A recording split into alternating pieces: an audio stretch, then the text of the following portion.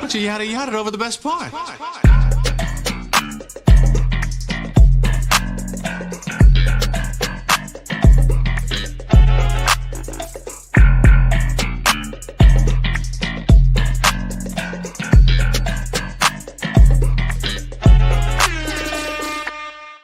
Yeah, ladies and gentlemen, it's another Sunday here in Kansas City and wherever you at, and we are back with another episode of the Yadda Yadda podcast. The kid Joe Cornejo, Black Hyphy's here again, Nelson's here, Sebastian's here, Rivers here. Drop a bomb, Andre. It's a beautiful day to have a great podcast, man. What was it, episode 117, 118? 117. 117. We running it up a bag. How we doing on this Sunday, y'all?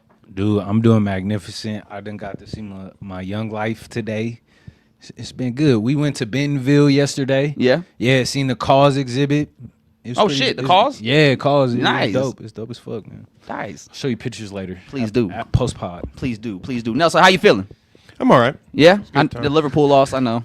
Damn, Liverpool lost? Damn, nobody was even talking about that, but okay. You know, I just knew that's why you were down. He walked in with his head down. Shit, I was like, damn, Liverpool lost. And he goes, yeah. If y'all can see his face right now. It looks like a droopy dog.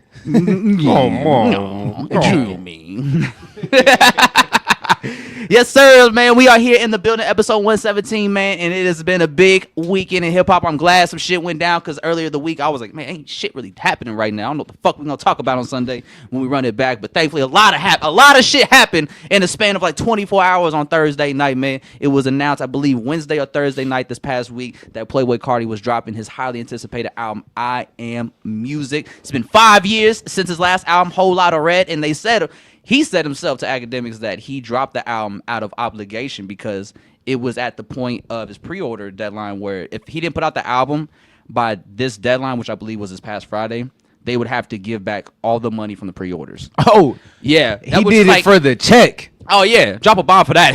He said, I got to give back all the money? Hey, someone push it. I don't care if it's not mixed. And this was the thing. I think when the pre-orders went out, he already, just off the pre-orders alone, sold 145,000 copies of the album. So he's looking at like a cool meal, depending on how much he taxed for the pre-orders. Hey, click the like and subscribe button if you a Carti fan. Yeah, fuck with us, man, because we Carti fans. So this was actually from jump. I'm always super fascinated and super intrigued by the evolution of Playboi Carti as an artist and what's his next step, where he's gonna go with it sonically. Like I'm always super interested because it seems like he's always leading the way in what he want and what he's about to do musically and what's about to be the next phase musically. Because after a Whole Lotta Red, we got like the Yeet sound, and that sound, the Rage beats, became very popular amongst the youth in them. And it was all started by Carti, but that was an album that when it first came out, people didn't fuck with it at first. What? Whole Lotta Red. Whole Lotta Red. I like I Am Music better. Really? Than a Whole Lotta Red. But I also feel like it kind of caught me in a better space. Yeah. So like, I don't necessarily like follow trends. I'll give shit a once through for the pod and just to make sure I'm like hearing the sound of the day, but I don't know. Whole Lotta Red then until what was it? Just too raging. I wouldn't say it's like it's bad or it's just like it just wasn't the right time for me. Plus we were in a pandemic. Yeah, it came out Christmas Day on the pandemic, so it's like times are weird. We couldn't really be outside to enjoy an album like that, like how it's probably made to be experienced. How is it made to be experienced? Like, what do you do when you listen to a Carti album? So it depends on what album. Because every album he has is a different vibe. Self-Titled and Die-Lit have two different vibes compared to Whole Lotta Red and I Am Music. I think I Am Music's probably a little closer to the first two than Whole Lotta Red. Yeah. But I think with Whole Lotta Red, that's a very rage-heavy album sonically. And so that's more of an album that you got to experience in concert live to really feel the energy that he's trying to portray in those songs. I feel like I got to experience it in violence. I'm not gonna lie to you. You gotta smash a chair over someone's head. I think that's why I was like, I don't think I should be listening to this right now. Rockstar made. Yeah, I'm gonna start a ride on Southwest Boulevard. Like fuck Manny's. Fucking throw a chair through the window. Hey, no, real shit. Manny's will tow your ass. Don't park in the Manny's do not parking do lot. that. They be tripping with everybody, even their own peoples. Don't do that. They told Manny. They told Manny's car. Like, bro. He's like, I own the shop. I own the restaurant. What the fuck? I'm just going to work.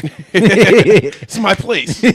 But yeah, going to this album, I liked all the singles he dropped last year. with the Lucy's, like Hood by Air, Evil Jordan, Backrooms with Travis Scott. I like the vibe, I like the energy, and I kind of like the deep voice. The deep voice can be hit or miss for me at times with the flow, but I do like the idea and the direction he was going in. So I was very curious to know, like, what's this whole album, this 30-track album about to sound like? And truthfully, like, I actually liked it a lot more than I really anticipated, because there was a lot of different sounds that I weren't expecting, like a song like Radar with Metro Boomin, or Feel Like Wheezy. Yeah. Where it's got the very soul sample and he's kind of rapping in like a Lil Wayne inflection with his voice, even though he's not like rapping like Lil Wayne lyrically, but he's making his voice sound like that. And I think moments like that, or even Backdoor with Kendrick Lamar, like, those sounds caught me way off guard, because I wasn't expecting to go into this album based on what he's been doing in this new era and this new sound, and expecting to hear tracks like that. You know who I really like throughout the album? I like Travis Scott. Really?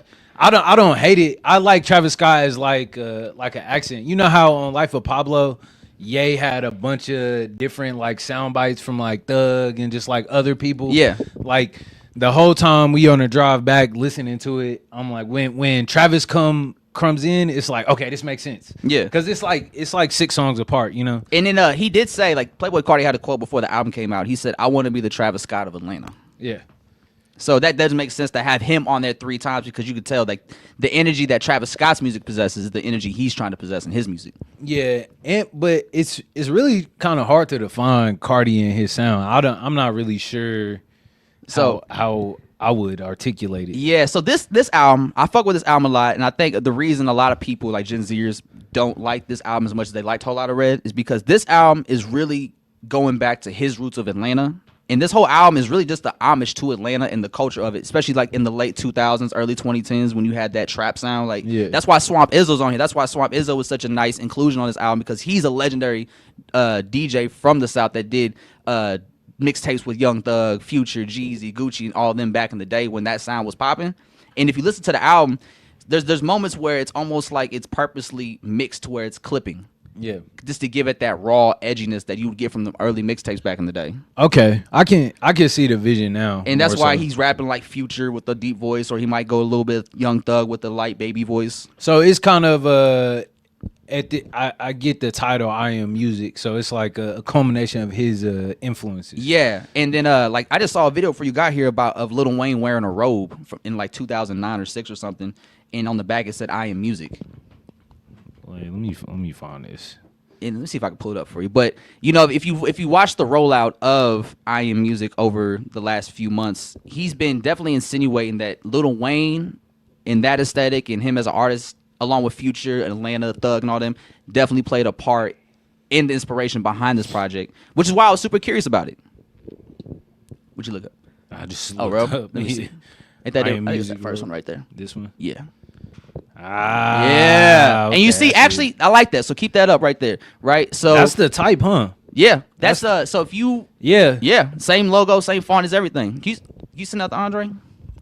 Yeah, I'll send it to Andre. Just so you can put that up on the screen so people can see it.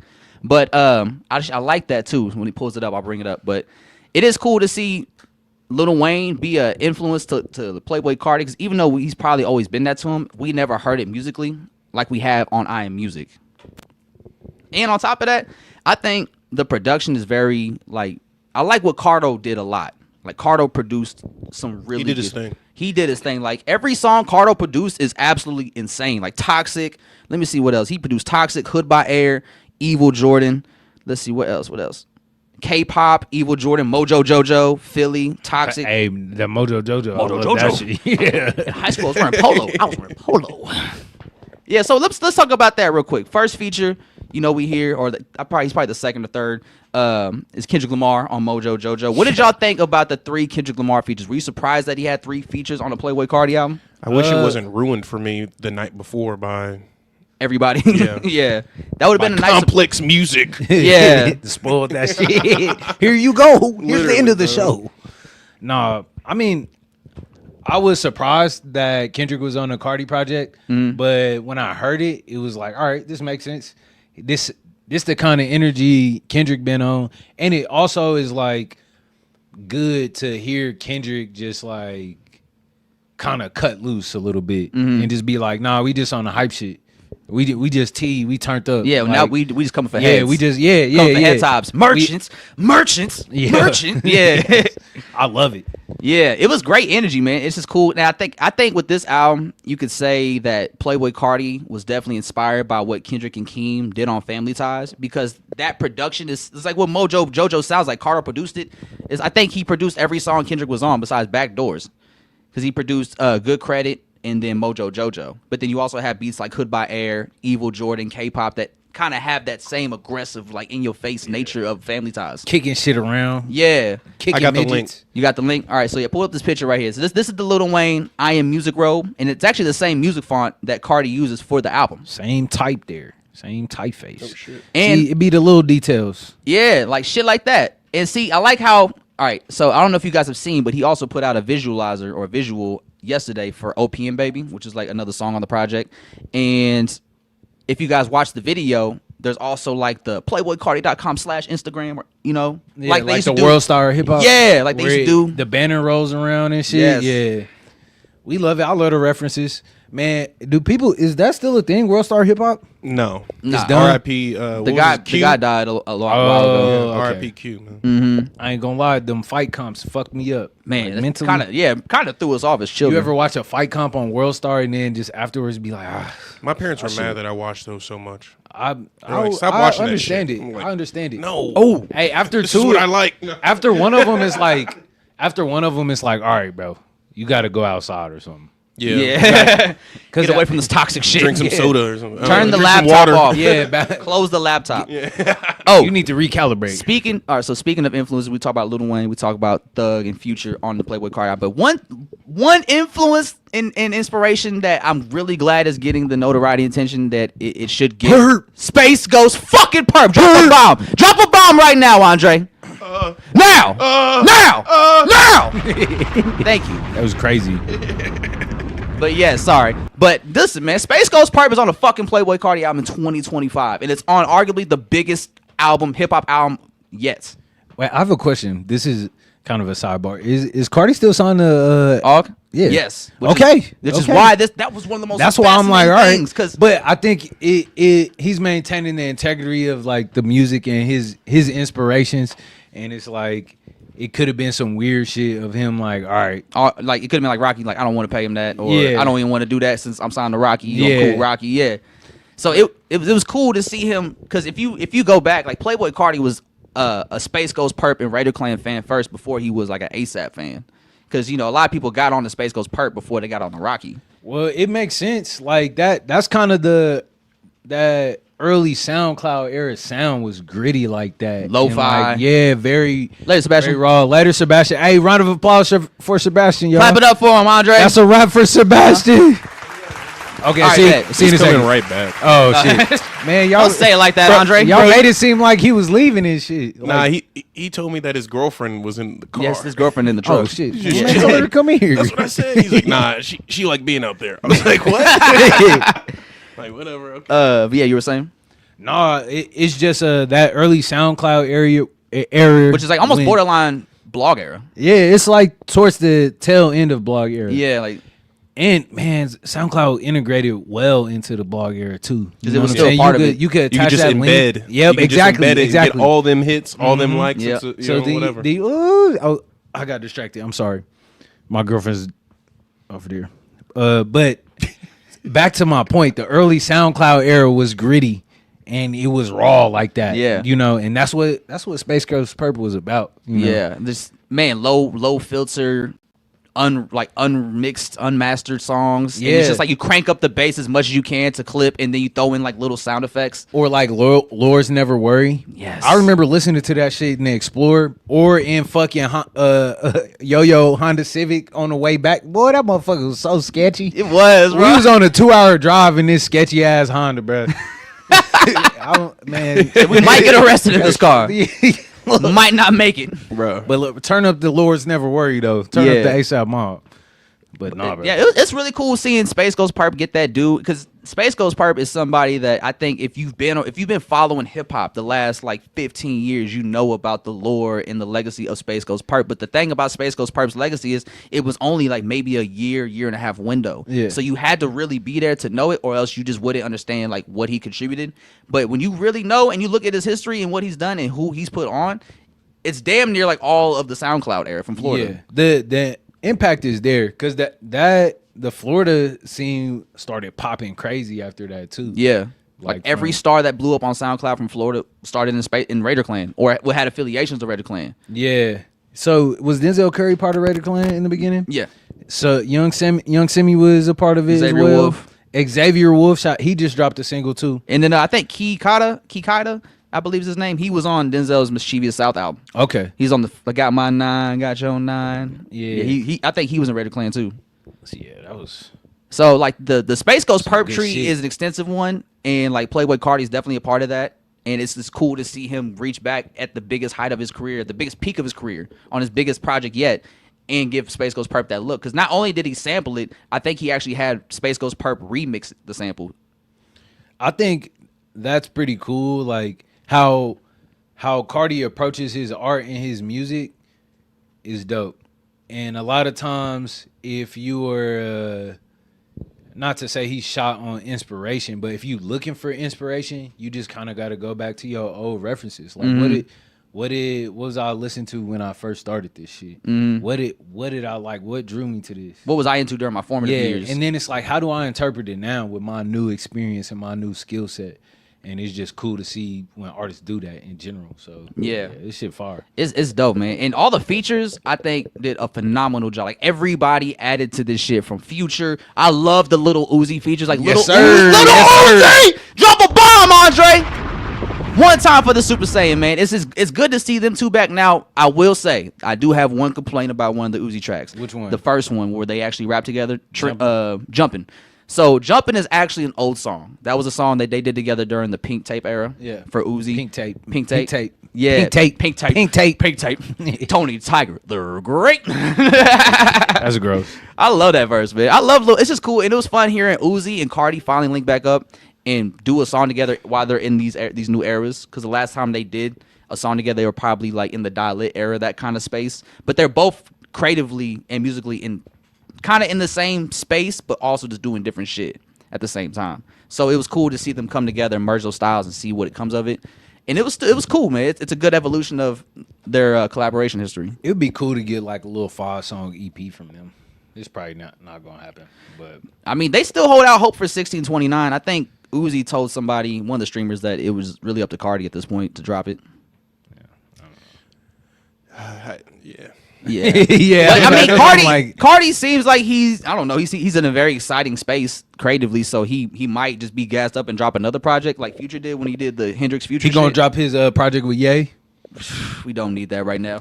We got a comment from Paris. What's up, Paris? What up, G? Can you read that? You see that? No, you got it hiding. Oh, there it is.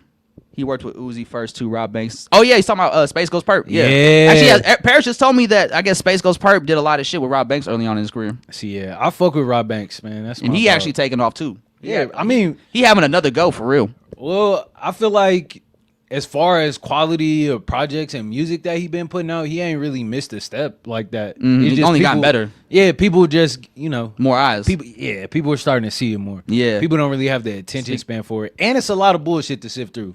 In people's defense, Yeah. so But let's stick to this Cardi shit real quick. Yeah. Real quick. I gotta say I love Skepta, and I think this album really solidified for me. Skepta might have like the greatest rapper voice I've ever heard, dog. Like Is- anything 'cause he's- Skepta says 'cause is he's just cool British? to me.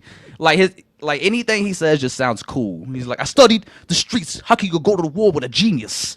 This ain't community service, but I came with the street sweepers. what do you say? $1 million, million euros, £1 million. £1 million pounds, Yeah, like- £1 million pound. Pounds. Say your boyfriend's a follower. Why don't you What's go roll the with conversion leaders? rate? She said she loved me. Whew, what?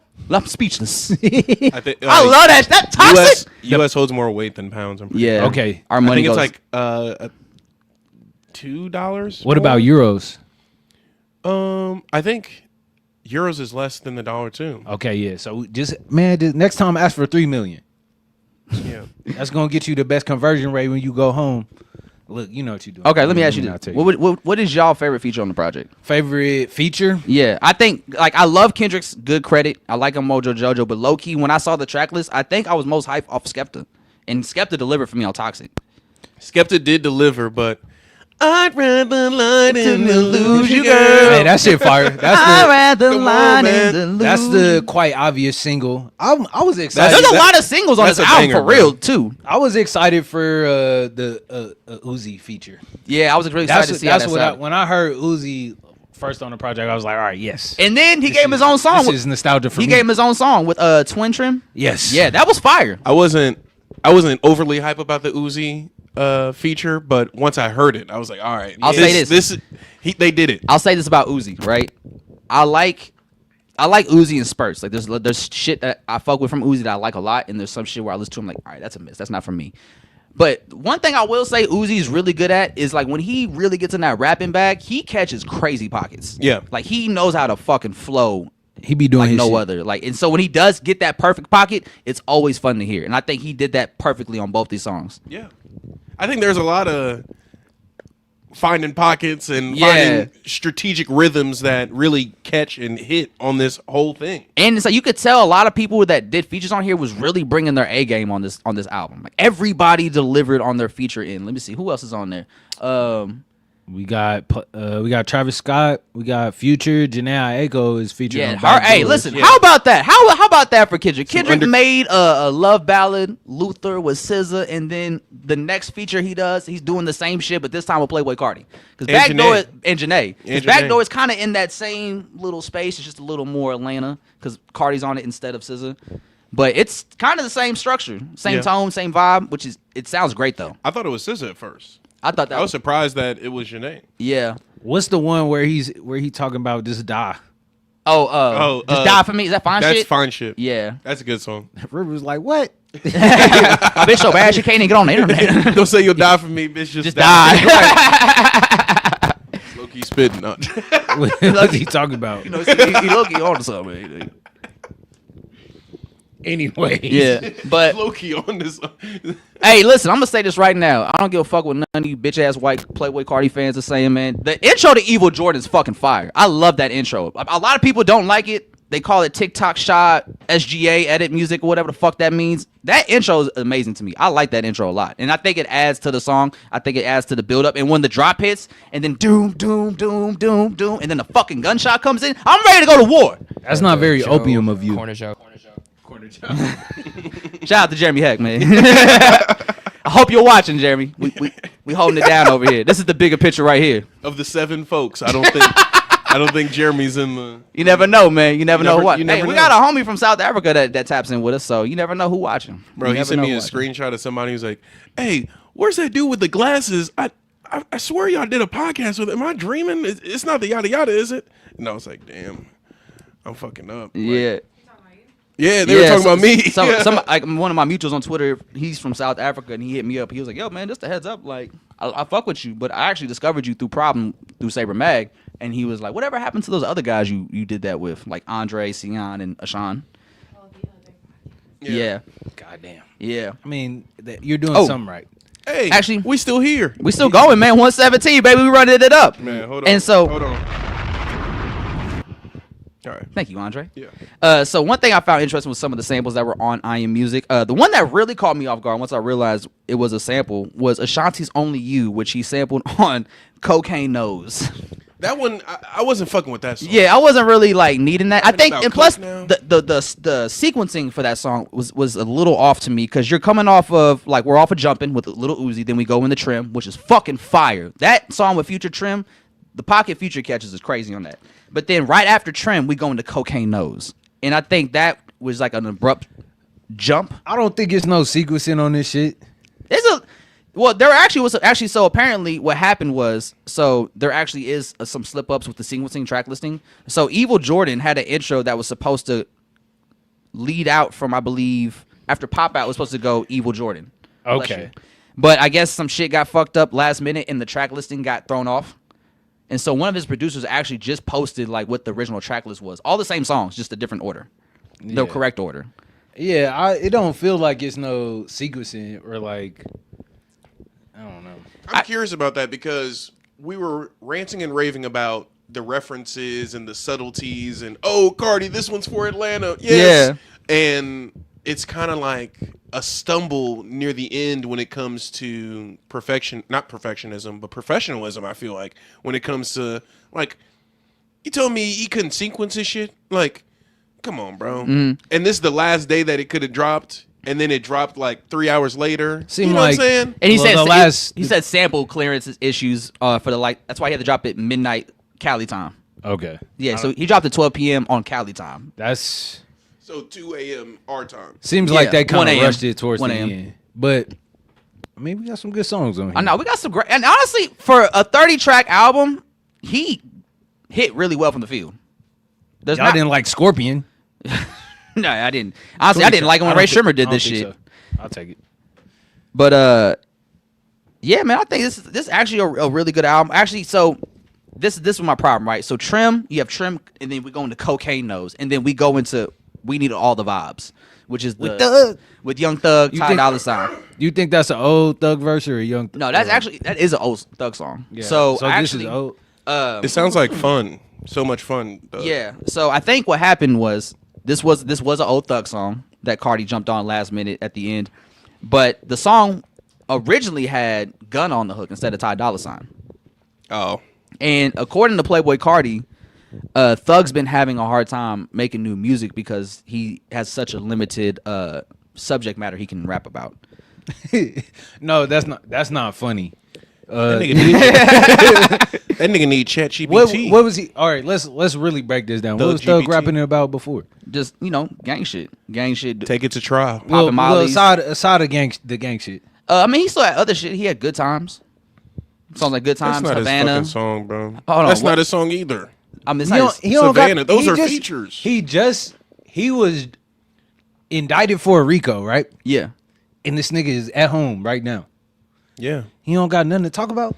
I would talk about, like, going to trial and shit. Can you talk about that? I know I'm you sure he can't could. talk about gang stuff, but can you talk about how he felt on the inside? I guess they was using his songs too, huh? In court, yeah. Hey, man, the dude who just recorded Oh, switch to. Oh, shit. You good.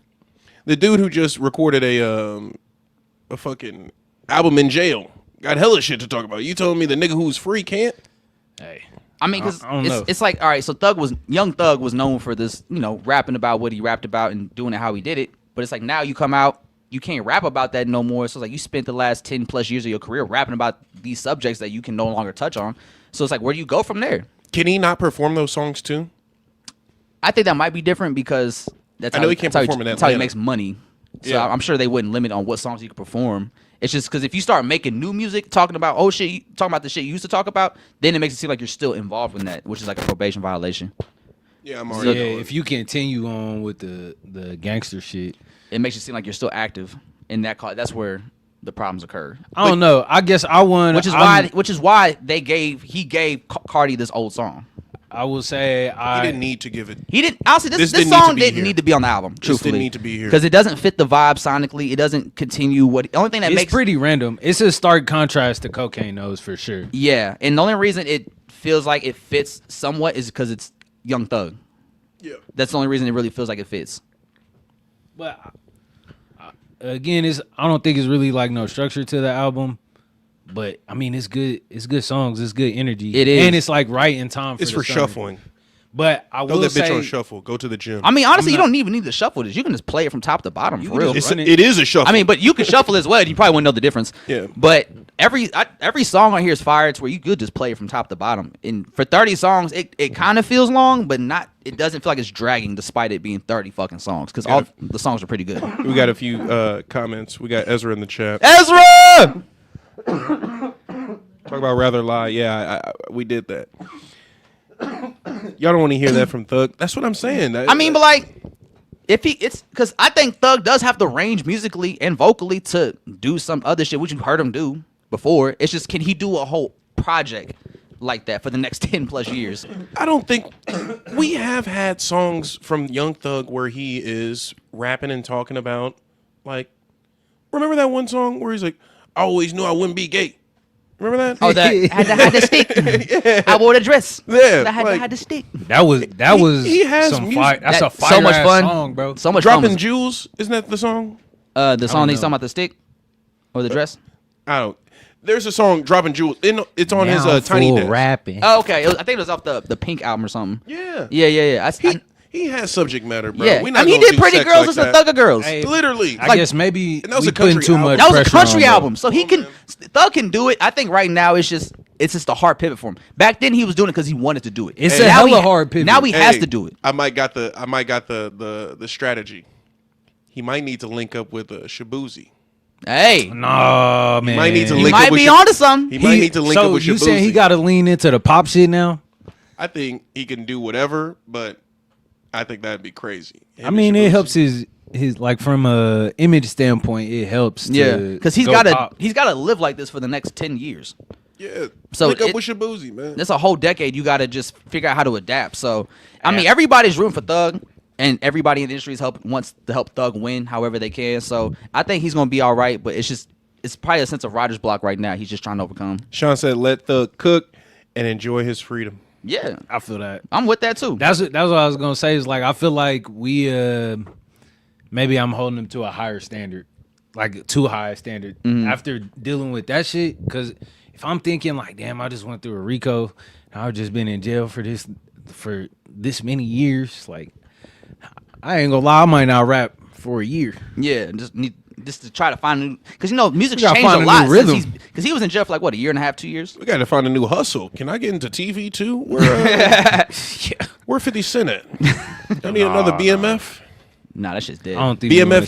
see that. We seen 2 Chainz in BMF. That's when we needed to cut. That's when we needed to cancel BMF. Once 2 Chainz had that fucking In- afro in in- BMF, in that shit needed to Shiloh? be done. It wasn't right. Remember Shiloh was in there? He was prime time. Who? Shiloh Sanders. Oh, was he in there? Yes. Yeah, that's why I don't watch BMF no more, dog. Like, why the fuck is Shiloh Sanders in BMF? Like, come Playing on, his man. dad, bro. He low key sound like him though. He got that accent or the. Oh, they had Deion Sanders in there as a character. Yeah. Okay, that makes more sense. Yeah. Okay, I kind of get that, but still, like, come on, man. What are we doing? I'm looking And at Tupac was in there too. All right, it was The one- same all right. episode that Deion Sanders. Yeah, we don't was need to keep in. going, dog. We can stop it right here. All right, well, We can stop the back to combo. the sequencing. Yeah, but yeah, this overall album, man, I'm pretty happy with it. I think I would probably put it over A Whole Lot of Red right now. But I don't think I could put it above Die Lit or Self-Titled right now. I can't put it Die over Lit, Die Die Lit. Lit is the one. Die Lit That's is the always one. going to be the one. I love projects like Die Lit, Damn, that just like really just show. That era. It's a stamp. It shows what the artist can do, and it's a reflection of the times at like when it comes out. Yeah. I think sometimes music be getting too experimental and too out of reach. That's why it's always good when you look back on artists like Ye or Cardi or Kendrick that's like able to really create a sound and then create a whole new sound Off on of the that next sound, project. like the You know next what I'm saying? generation's like eating off that sound. And it's like cohesive.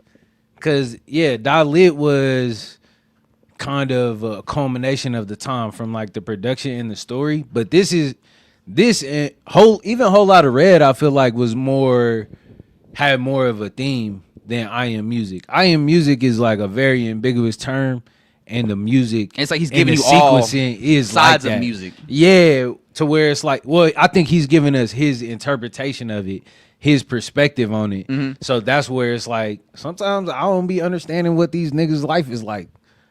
You know, It'd be hard to read it from what they yeah, get, I what don't they be on Molly and Lean at the same time. Yeah. I do be having a hard time staying up when I'm out, or but I when don't be smoke on too much. uppers. That's why I have a hard time staying up. Oh, actually, let me say this. So before the album came out, he in an interview he described I Am Music sounding like he said to describe the sound of the album, it was burnt out music. Yeah, it sounds tiring. It does, like he's just been That going for lifestyle days. it sounds exhausting. Yeah. But that's kind of how you would expect. Like, that's how Gucci Mane and them were living in the late 2000s, early 2010s. They was in Atlanta. They You was see Gucci Mane now, though? That nigga got a 6-pack. sober, clean, That nigga got a never 6-pack. looked better. So, I mean, shit. You live your life. No, However you live it. I'm just like, I don't want to tell niggas like, don't do drugs and shit like that, but take care of yourself. Yeah, at least be responsible. You know Take what care I'm of saying? yourself. Yeah. Take care of yourself. However, whatever that look like to you, do that. because he does. Yeah, test your drugs. He does talk about Molly a lot on this album. Yeah, that's and a heavy subject matter. Because the last thing I remember hearing about Cardi is him being in rehab and him being clean. So it's like, it is kind of troubling to be like, we back on that shit. Yeah, this how you living. What you doing? Yeah, Rockstar made though. Like it's weird how in the music industry that's one of the few jobs you can have where people will encourage like drug use because it might help you creatively. But it's always a fine line because abuse becomes or recreational becomes abuse very quickly. Niggas was mad at Chance for putting down the acid. They told him to pick it up. Put your wife down, pick up the. Same thing with Eminem. Come on, bro. Like, hey, bro, get back in the pills. Like, you know what you're asking? You know what the fuck you just asked? Like, come on now, let's be. I want you to ruin your life. Yeah, again. Honestly, that's like the aesthetic. That's like Rockstar shit. Mm-hmm. Like, but I think that shift is happening. Like the audience is becoming more intelligent, and the line between like superstar and just the consumer is like getting more blurred. We have. Are they more details. intelligent? Or are they more aware? Or I think they have more access. They have more access. More look behind the curtain. Whether like that can degrade you or because niggas are stupid. It can humanize you though too. Yeah.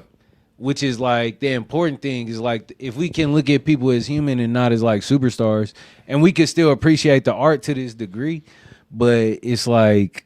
You still that's still a person. Like, yeah, at the end of the day. Yeah. But they just because they make lit music don't mean they might not be struggling with the shit that's causing them to make this kind of music. Yeah, and I don't even want to say that that's what that nigga's doing. But. No. It's like, it's similar to Future. How Nicki Minaj said one time, like, Future said, like, his fans think he just drugged out all the time, but really he doesn't do that at all. Mm-hmm. Like they would think he does, or how he talks about in his music. Yeah. And it's just like, yeah, that's a character he plays. Like, realistically, if anybody was living like how he raps, they probably would have died years ago. Yeah. With how much drugs he talks about consuming on a daily basis. Like 56 bars all in 1 month, that's not normal behavior. Like sex. But I think but then there's like people like Ye though, too, where it's like Ye is sometimes it feel like Ye is playing a character. No, he's not, bro. You think we don't have to Let's not go there yet. I don't want to go to Kanye yet because there's another conversation I want to have that's a lot more better and more productive before we get to Kanye. No. But we'll come back to that. We'll put a pin in it. Actually, so I want to ask y'all what y'all think about the numbers, because my roommate Michael actually asked me. He was like, I was telling him how big of a star Playboi Carti is, and he was like, Playboi Carti's a star? Now, imagine he don't keep up like Carti like that, so he wasn't aware. And I was like, yeah, dude, Carti's like arguably like one of the biggest artists in the country, if not like in the world. And so when I Am Music came out, it debuted first day with 139 million streams. It's fucking crazy. Despite not having a full day, it was the biggest of 2025 and the 7th biggest streamed album in one day of all time. One of those songs got the highest stream in one day. I think it was Evil like, Jordan. Yeah, it was like 42 something. I think that's going to debut at number 1 too. And so in one day. Just in perspective about where this ranks amongst other albums, right? That means niggas are just playing that on repeat, bro. Am I reaching if Kendrick is talking about him as bald heads in the heckler? Balls endorsements. Is he the evil Jordan that he was? Is he the bald head that he was talking That's about? the evil twin. I don't know, man. I don't know. So that's reaching. All right. For I was hella reaching. I went down the whole path in my mind. I'm like, how do Rose get back to that? Cardi is balding. But how does Cardi doing this? Here, the numbers. Hold on. Let me how they're projected. Let's compare to other big albums, right? Okay, yeah. So 137 million first day, right? It just put it in context. The last album to do numbers close to that was Travis Scott Utopia with 128 million. The second after that was Drake For All the Dogs, 109 million. Third, Kendrick Lamar, Mr. Morale, 100 million. Drake and 21 Savage, 97 million with Her Loss. And then fifth was Donda, Kanye, 95 million. So that's how popular and big of a first day this album had. That's why. So realistically, is Cardi the biggest artist in hip hop right now, or is it still Kendrick Lamar? Is it 1A, 1B, or? I don't think Cardi is hip hop though. Cardi's still a rapper. No, this is a rap album.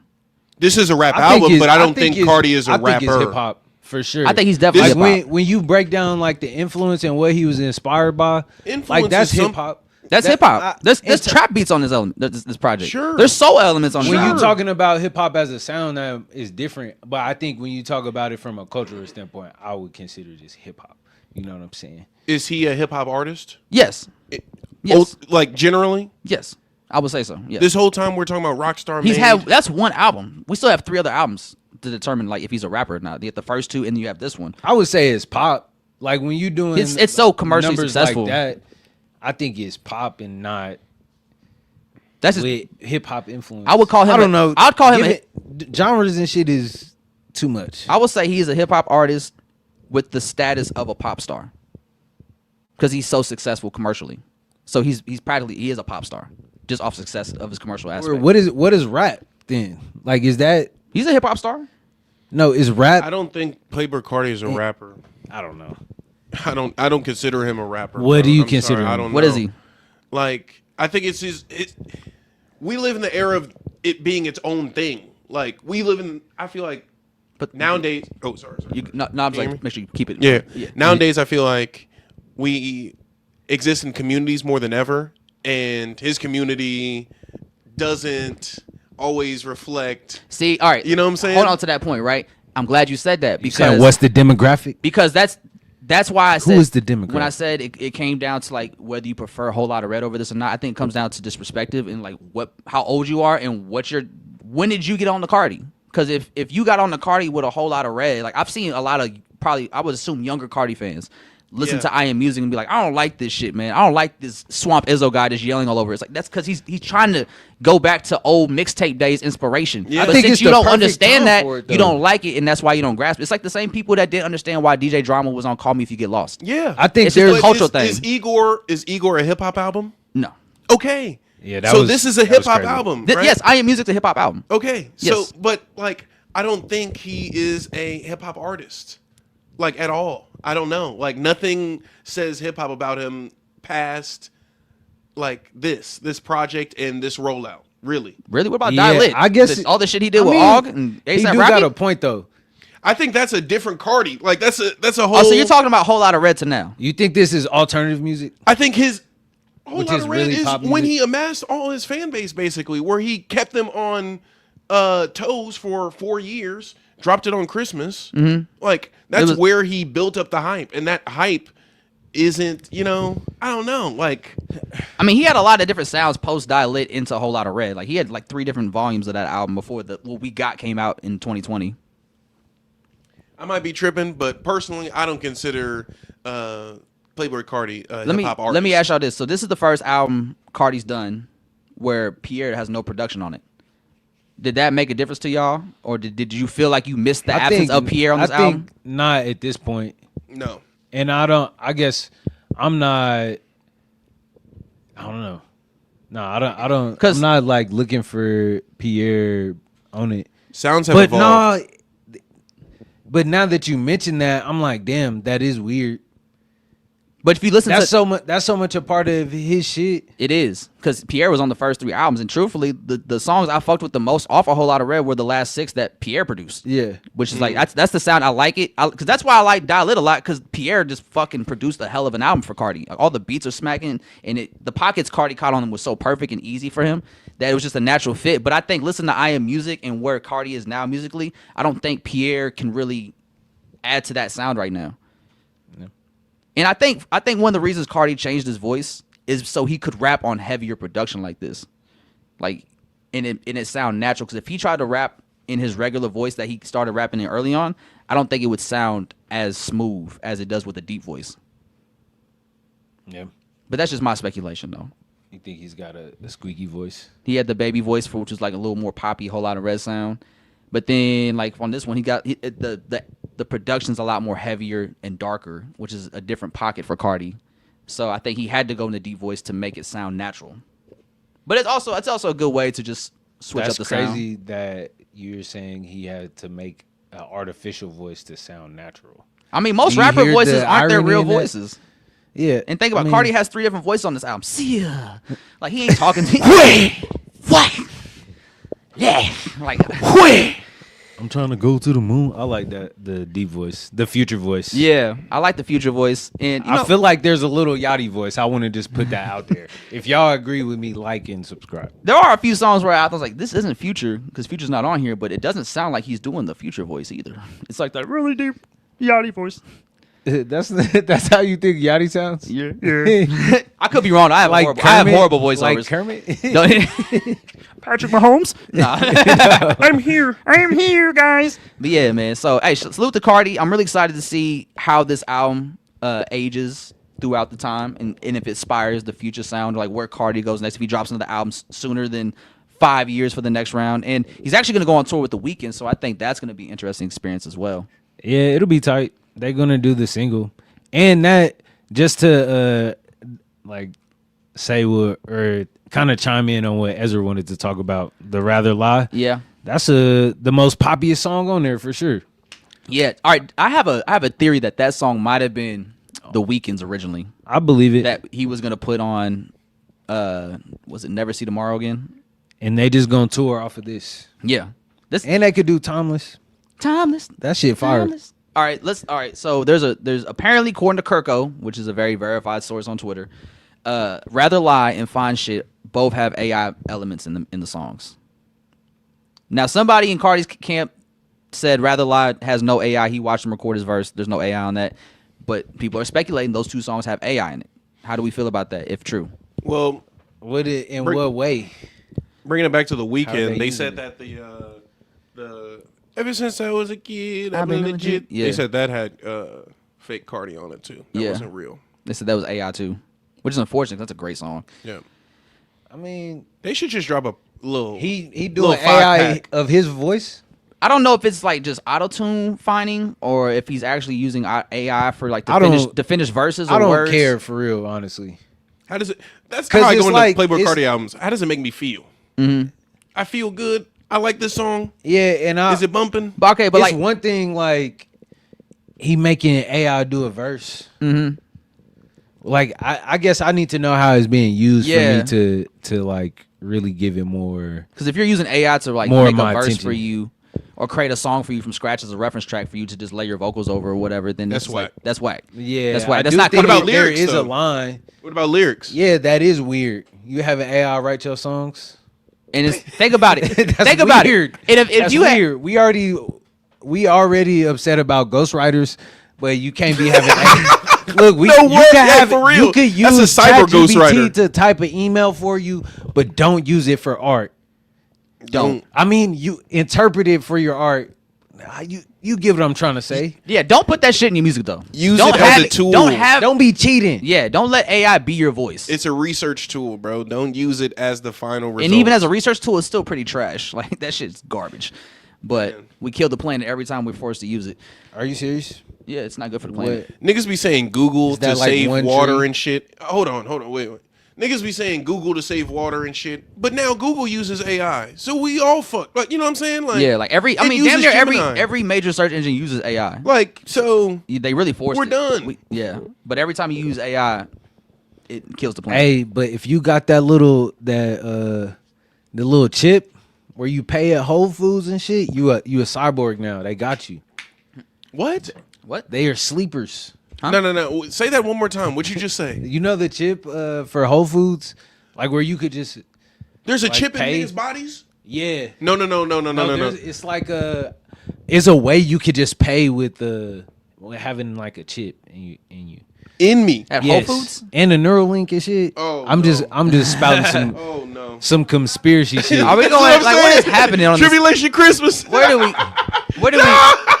Where did we go? What happened? We too far into the future. Yeah, not Hey, yet. look it Not it yet. up. Hey, All right, we I'm still trying to go to Cardi? the past. I'm We trying to still go to the Cardi? past. No, we're about to move on to the next Wrap topic. it up. Okay. Yeah. All right. So something I did want to talk about because it's a very important moment for me is that I wanted to take a moment, fellas, to just talk about this shit right here. This shit right here, because this shit means something to me still. 10 years later, man. This shit turned 10 years old. This classic. Yeah. This is the greatest hip hop album I've ever heard. Shout out to Joe Cornijo. You know, Corner shout out Joe. to me, man, because we about to talk some classic shit real quick, man. This is the greatest album I've ever heard. I listened to it this morning. I almost cried again, and it's been 10 years, and I'm still crying to this album. This shit is beautiful, man. Like, listen, It's the greatest album you ever heard? the greatest hip hop album I've ever heard. Hip hop album. I might say the greatest album I've ever heard. Fuck it, why not? Because, you know, it's hip hop, and we do that. It's But- hip hop and we do that. I like that. Yeah, you feel me? Drop a bomb for me one time on that one. I got you. At first I did love So, man, like this album it's so phenomenal, man, because it's just how it's written. and how he tells the story. Because Let's rewind though. Let's give context. okay, let's take it Where back. was everybody at 10 years ago when this album came out? So I was in college. I was in Maryville, Missouri. I was a junior at that point. Yes, it was 2015. I was a junior. I don't remember where I was at, honestly. I think were you in Maryville by that point? No. I don't think I was back in Maryville at this time. Like I went I think it was. I think you did come back that year. 24. I think I was there the semester before, like 2014, like the winter. Okay. And then I ended up back home Okay. and shit. But So it's 2015. What was y'all initial reaction when you saw Kendrick dropped "I" as a single? I liked I a lot. I did too. It was different, but I liked it. I thought it was a good single. Yeah. But it was also people were split on that one. When it first came out, people were like, "What the fuck is this?" Like I feel like people were split on King Kunta. King Kunta was like the third single by that point. What was the second single? So if it wasn't King Kunta, Blacker the Berry. Blacker the Berry, the Sweeter Yeah. the Juice. I thought Black of the Berry came out before that. Did it come out before King Kunta? I thought it came out before I. No. I was the first single. And then what Black else of was the on Berry. there? Blacker the Berry and King Kunta. King Kunta. Those were the And then three there's- singles that came out before the album dropped. I feel and like then there's All another Right one. was the big All single. Right. Yeah. That came out after the album. Was it? Yes. Okay. All right. I was about to graduate high school, so I was expecting it. Yeah. Nice. Were you 2016? You were 2015? 15. Okay, word. It was an exciting time because I was was in really curious to Branson. know where he was going to go with it, and I remember people not liking I because he's coming off a Good Kid, Mad City, which is like the banger album at the time, so everyone was like expecting more bangers to come from Kendrick Lamar. So I remember when I first came out, people were very skeptical about it. They weren't as sold on it as they were like when Swimming Pool was dropped before Good Kid, Mad City did. Yeah. All y'all want to hear about is niggas getting fucked up and shooting at each other. Why? Hey man, I got a topic about that. Hold later. on, before we go there, yeah, let's keep it right Later, here. later. Cool. But man, And then I remember Rosenberg was talking about he heard the album before the album came out, and he was just like raving about this song King Kunta. King Kunta, like this is the one. This is crazy. Now I'm thinking in my head it's gonna be like some Mad City type shit, right? And then King Kunta comes out, it's really funky, and I was like, okay, this is tight. I like this a lot, but it's just not what I was expecting based off what fucking Rosenberg was talking about on the radio. And then he put out Blacker the Berry because Taraji P. Henson heard the album, and that was her favorite song, and she really wanted to put it out, so he put that out too. So the three singles were I, King Kunta, and Blacker the Berry. What do you think about those three singles before the album? What did you... How were I you liked feeling? all of it, bro. Yeah. I mean, Hypocrite. it doesn't really give you any insight on how the album really plays out. Because when I think of the production on the album, is very like jazzy, and it feels like a play almost. Like the second song is for free, Yeah. so it's like The play him, is like, Mr. Morale. No. This is the... All right, listen. Stop jumping ahead. Stay This is right a here with poem. us. Stay right here with us. Okay, go We'll get to ahead. that point later, because that's a good point. Yeah. That's a good point. I want to... I don't think the singles really like told the whole story. tell the whole story, or how But I he get what tells you're the saying story, that part, yeah. Or like, do you want to go from the beginning of the album? Yeah, because this album is like, it's such a phenomenal story, and I think it does play into 2025 and what Kendrick's doing now, because he does talk about a little bit. There's a couple of elements in there that I've noticed that do play into what we're currently going through. But I love this album because he's fresh off Good Kid, Mad City, right? And he's continuing the story of the good kid getting his success, getting the fame, getting the status, everything he ever wanted to help get out of this life that he's currently been trapped in, right? So he gets the money, he gets the status, he gets the fame, and then he starts traveling the world with it. But then he starts misusing his influence. And like, I think that's where like These Walls is where you start to hear him talk about early on, like his addiction to sex and how he views sex as a vengeful tactic, right? Because that song was all about him abusing his power as a celebrity rapper to get back at his enemies however he can, right? Because the last verse is him talking about fucking the guy that killed his homeboy, fucking the girl, fucking the guy that killed his homeboy's girl. Yeah. And that's like, yeah, if your walls could talk, they tell you it's too late. Your destiny accepted your fate. I'm the guy she's thinking about now while you rot away in a prison cell. Like, it's real evil shit. And then that's where you comes in, right? And he's like facing his demons like, damn, you want to be a leader, but you can't even save your own peoples back His home. guilt. Yeah. And see, I think what I always thought that I actually realized this morning on the re-listen, it was like the common misconception I had was that this guy gets everything he wants, then he gets the world, travels the world, and then he realizes like all his power and influence that he got, he's using for evil, and he's starting to hate himself for it and resent himself for it because his powers are only saving him. His influence is only saving him, but it's not saving anybody that actually matters to him back home, no matter how big he gets or how popular he gets.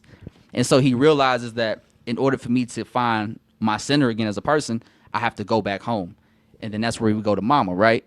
But see, here's the crazy part about it. Even when he goes back home, he's still that same person. He's just more amplified now. He's back at home with the same problems he tried to escape from, but now he's got more power, more influence, and more bitterness.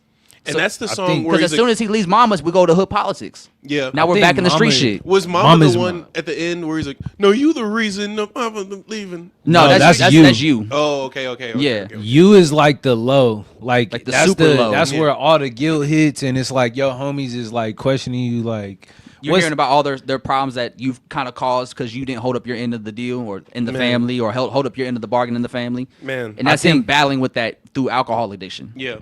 the last verse of Mama is hard because he's talking to a little boy and he's telling himself through the perspective of a little kid. Mm-hmm. And I think that's See, he look just like that's- me. Yeah, that's the kind of shit that make Kendrick like. That's how you win a Pulitzer, you know. Yeah. For real. That makes him like. That's where I'm like, damn, this nigga really is the best writer. Yeah. Like that's where I'm like, whoa. And see, actually, that stretch from Mama up until like Blacker the Berries, really, his writing really gets phenomenal, right?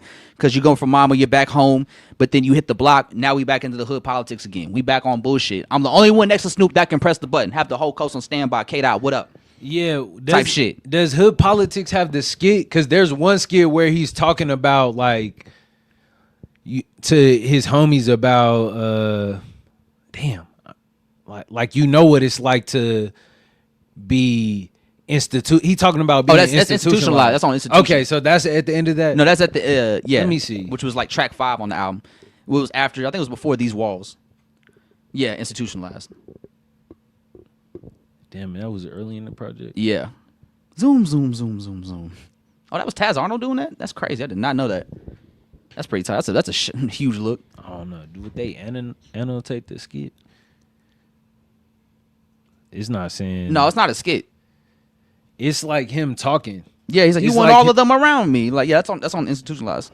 Okay. That's a whole part in the song. Then we're gonna have to listen afterwards then. Or no, I wanna hear it. Should I turn it down? No, I don't think we should be a problem.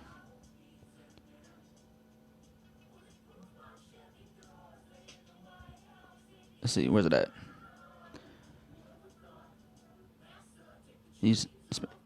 Oh, that's a sample. Actually, I'm gonna go to my Apple Music. all right.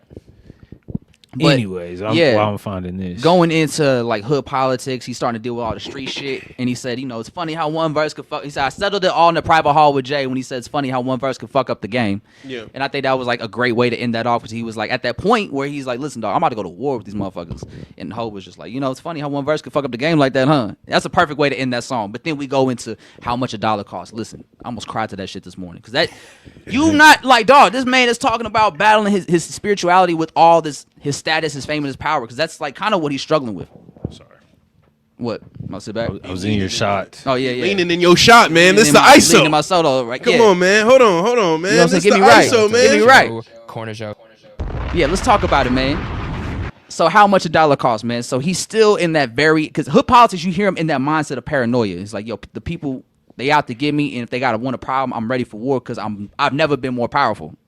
And that's what he's struggling to battle with when he meets the homeless man on how much a dollar costs, where he's like, listen, brother, I just want a bill, nothing more, nothing less. How much it costs you? And Kendrick's like, yeah, I know your type. I smell grandpa's medicine on your skin. Like, every dollar I earned is mine. Like, why would I give it to you? No, you about to flip it for some drugs or whatever. Judging the homeless man. Judging the homeless man, right? And by the third verse, you just hear Kendrick, like, by this point, he's so fed up with this man because he keeps seeing him and he keeps asking him for $1.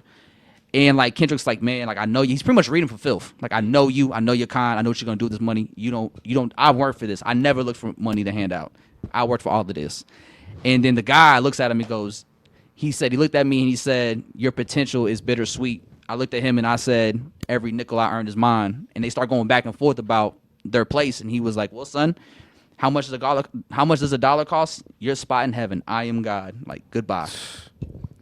And it's like, it shows him like that battle with him as like an angry person, his bitterness, as a person of status and celebrity and fame who got his money how he did. He felt like that my money's my money. I don't need to give it out to anybody that's in need or help because I earned this dollar. And like that attitude, that bitterness, and that resentment cost him his spot in heaven. And I don't think we've ever heard anybody talk about their battle with their spirituality like that before.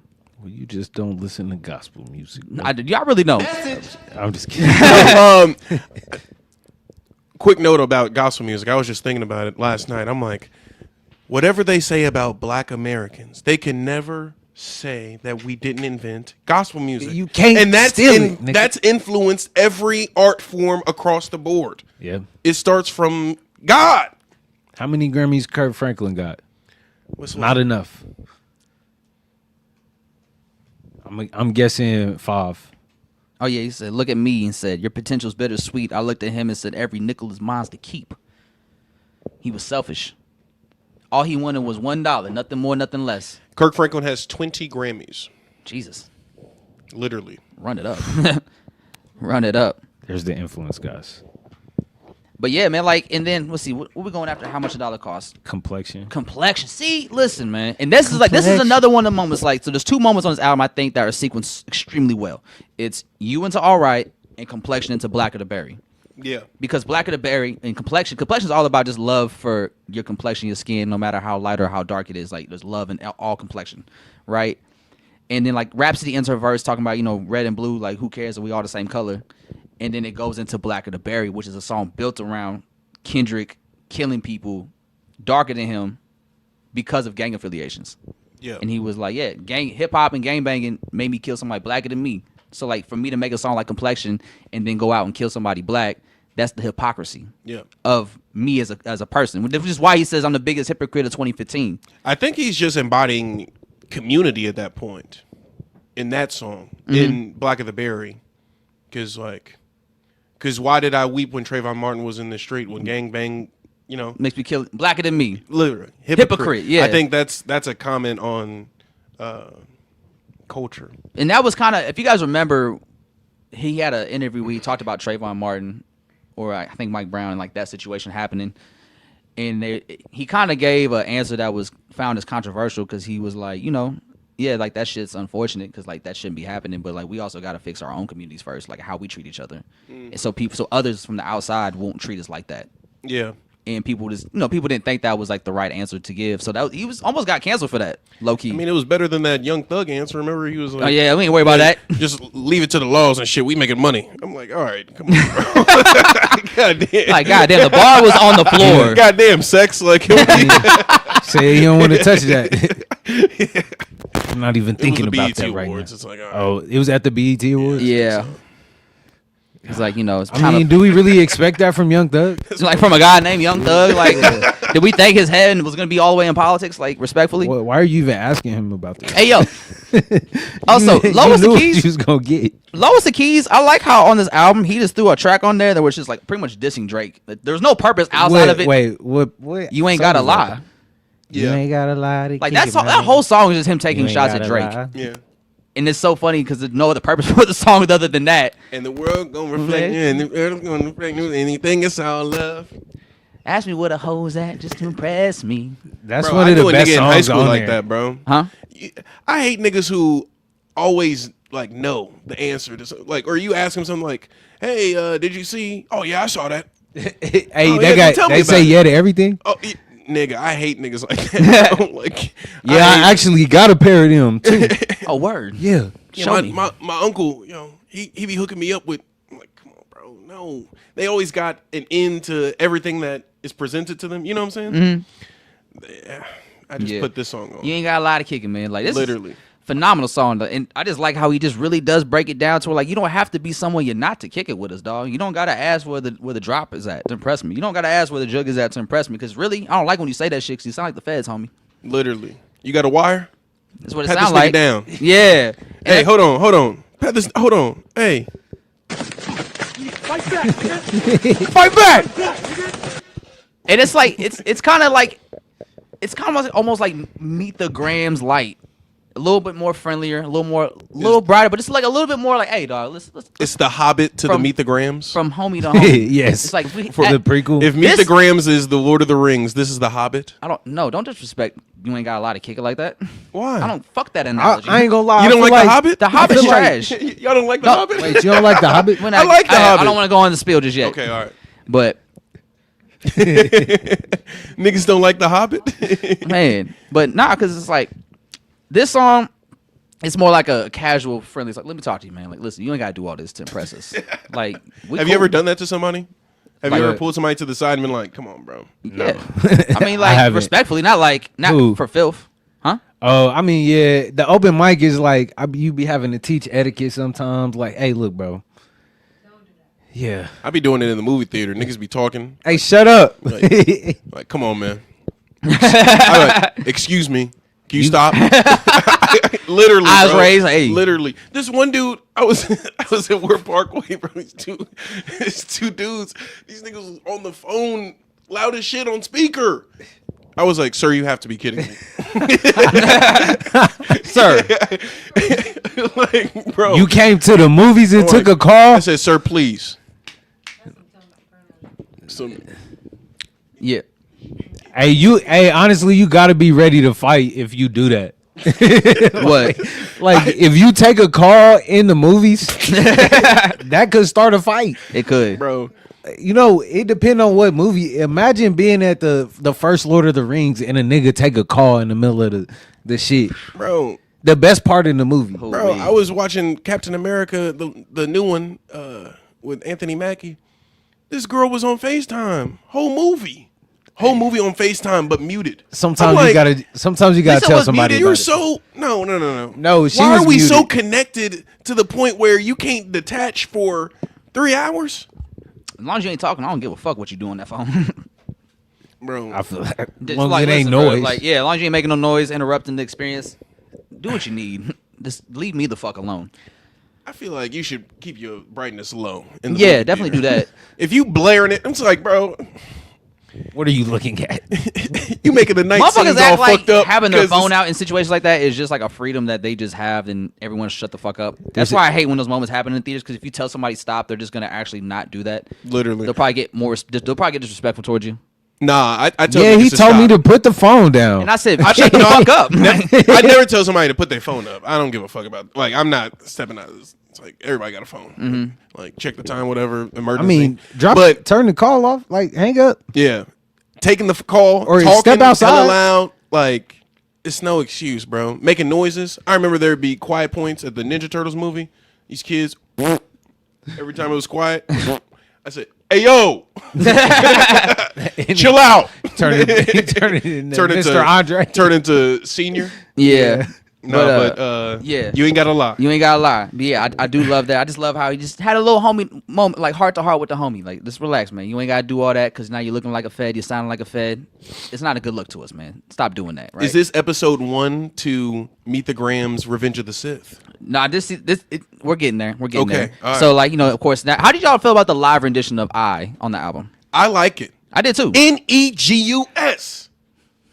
That's it. Yeah. Say it with me, Definition, y'all. Royalty. I told Dave I would never say. Niggas. Nah, fuck. Oh, fuck. I told Dave I never used the word fuck niggas. Cause think about what you saying. Fuck niggas. Dude. Hey, senior year of Andre, I was like, yes. Yes, Kendrick. Big brain floating in the, the Bobby Hill. Yes. With the incense. It feels Think about what good. you Like saying. Fuck niggas. And I do like the live rendition, like, because you do feel the energy of the music And the message. conflict resolution. at the end. Yeah. Hey, not on my time. Not on. Hey, we ain't Doing doing the that. music. Not on my time. I feel like he found his voice. Yeah. Like he Ooh. found his sturdiness like towards the end of the album. Ooh, Like, actually, you hear him going through his like conflict throughout the whole thing, and then by the time you get to eyes, like a articulate statement, it's like more poetic. It's spoken word now. Yeah. It's with More thought out. confidence. Yeah, and it's like what he's trying to say. Hold on. Hit him with it, Andre. Hold on. Come on, cook on him. Yeah. Chef Curry over here. God And damn. then- yeah. I never thought of it that was way. Some smooth shit. Because I was thinking, listen. And then he had Ron Isley singing on that shit too. Yes. It was like, no, you expect it. No, I don't expect Ron Isley. Because they sampled They sampled Isley Brothers on I.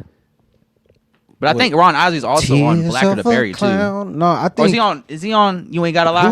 Who's the lead singer? No, Ron of, Isley's on the Parliament. or the intro, isn't he? Who's No. the? No, hold on, son. I just saw this earlier. We look so uneducated right Look now. at the back of the cover. What? No, the back of the cover doesn't have the features on it. Like, he's not on there. Why Oh no, wouldn't- he's on How Much a Dollar Costs. That's what I was thinking. Yeah, why wouldn't it have the features on the back of the cover of the vinyl? I just didn't think his name would be on it. But yeah, he's on How Much a Dollar Costs, yeah. But they also sampled the Isley Brothers for I Yes. on that sample, yes. And so I didn't even think about that because when I was listening to this album this morning, it was like I always thought the album was about this guy, Kendrick, getting everything he wanted in the world, losing control of who he is as a person due to all this fame, power, and influence that he just got influxed to escape where he's from, and only to realize he needs to go back home to recenter himself and find out who he really is as a person with all of this stuff. But then he goes back home and he's just back in the same bullshit that he was trying to escape from with hood politics. He's still dealing with the ego, the bitterness, and the anger of his upbringing on how much a dollar costs. So People now he trying to has impress him. People trying to impress him. You know what I'm saying? So like, and then it got to I where he's like, I love myself. So like, I to me at the point of the album is where he's like, you know what? Despite all these individual battles and struggles that I face as a person dealing with all this newfound fame and power and influence I got, I still love myself as who I am. And I'm still trying to find myself, and I'm not perfect by any means, but that's why I'm a mortal man.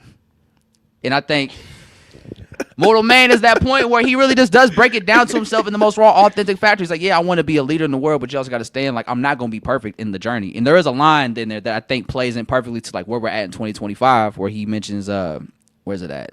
Let me see real quick. He says, as I lead this army, make room for mistakes and depressions. And with that being said, let me ask this question: when shit hit the fan, are you still a fan? And I think that's truthfully, and I think any Kendrick fan will say this, but without this album, we don't get Mr. Morale in that era. We don't get that sense of brutal honesty with himself, because this is kind of like the start of him getting into that space psychologically of like being honest with himself, how he feels and how he's able to convey those emotions. We might not even get the second half. He started of going Damn. to therapy. Yeah. He's like, oh, it's a lot going on in my head. Yeah. We might not get the second half of Damn with XXX and There's a.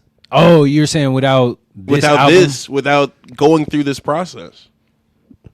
Damn, that's a whole different. Yeah, because if whole you think nother about pod. what he's talking about and how he's breaking down his feelings and his thoughts and his emotions with everything around him and how he tackles subjects, it's like a very like first entry into like him doing the Mr. Morale deep dive psychologically on himself. Yeah, he gained the tools on this album. Yeah. For the introspection going forward. Mm-hmm. So like when the album's over, it's almost like he still hasn't won his battles that he's facing. He's just more open, like this is what I'm currently dealing with, and how I'm still trying to figure out how to deal with all of it at once.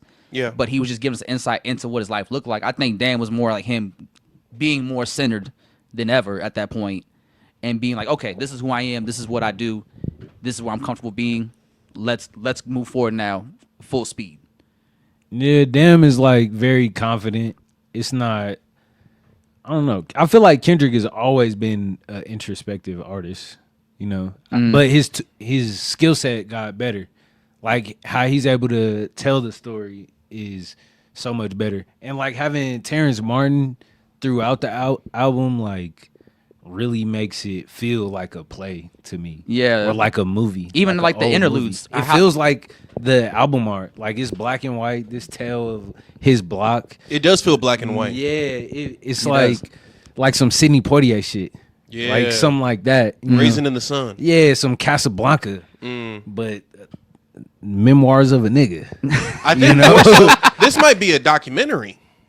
Low key, it could We're be. talking about media and how it might be represented if the short film or the film is. This is like the sequel to Good Kid, Mad City. Yeah, where- this is like the document. This is the behind the scenes or like the Yeah. documentary of that. Yeah, and Yeah. just like what came after that. Exactly. And it's like, he became the star. The good Yeah. kid left the city, took over the world, but then you realize he can't save the world. He wants to save his home, though. Because you can't, you say, he said one of the songs, you come up to me and say it's more than just a song. It's like, oh, cool, you're welcome. But it's like, you ain't no hero at home because people that need you, your status is not your savior. Yeah. Yep.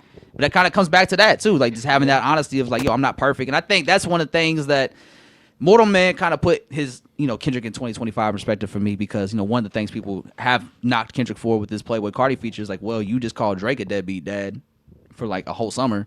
Yeah. And now you work on Playboy Cardi. The deadbeat dad. Who is like, has a history of not being an active father. Yeah. So it's like there's a hypocrisy there. But I think Kendrick's always played into the hypocrisy. And I think To Pimp a Butterfly is the first step of him showing you the hypocrisy he has as a person. It's like, yeah, I'm not perfect. And I hope you allow that in this journey that you go on with me as I lead y'all in whatever it is I'm doing. But that comes with, the Mortal Man. Like, I'm not perfect. But even if shit's the fan, are you still going to be a fan of mine? I mean, to credit Playboy Cardi, he did say he gave his son 100 racks on a whole lot of red. So. If my dad gave me 100 racks and never saw me again, I'd be all right with it. Like, I'm up. I'm fucking up. And he bought his sister a Jeep, so according to a whole lot of red. Yeah. Put the 100K on my son. I bought my sister a Jeep. Man, yeah. Can't fuck with these Oh hood my numbers. God. They don't give a fuck about me.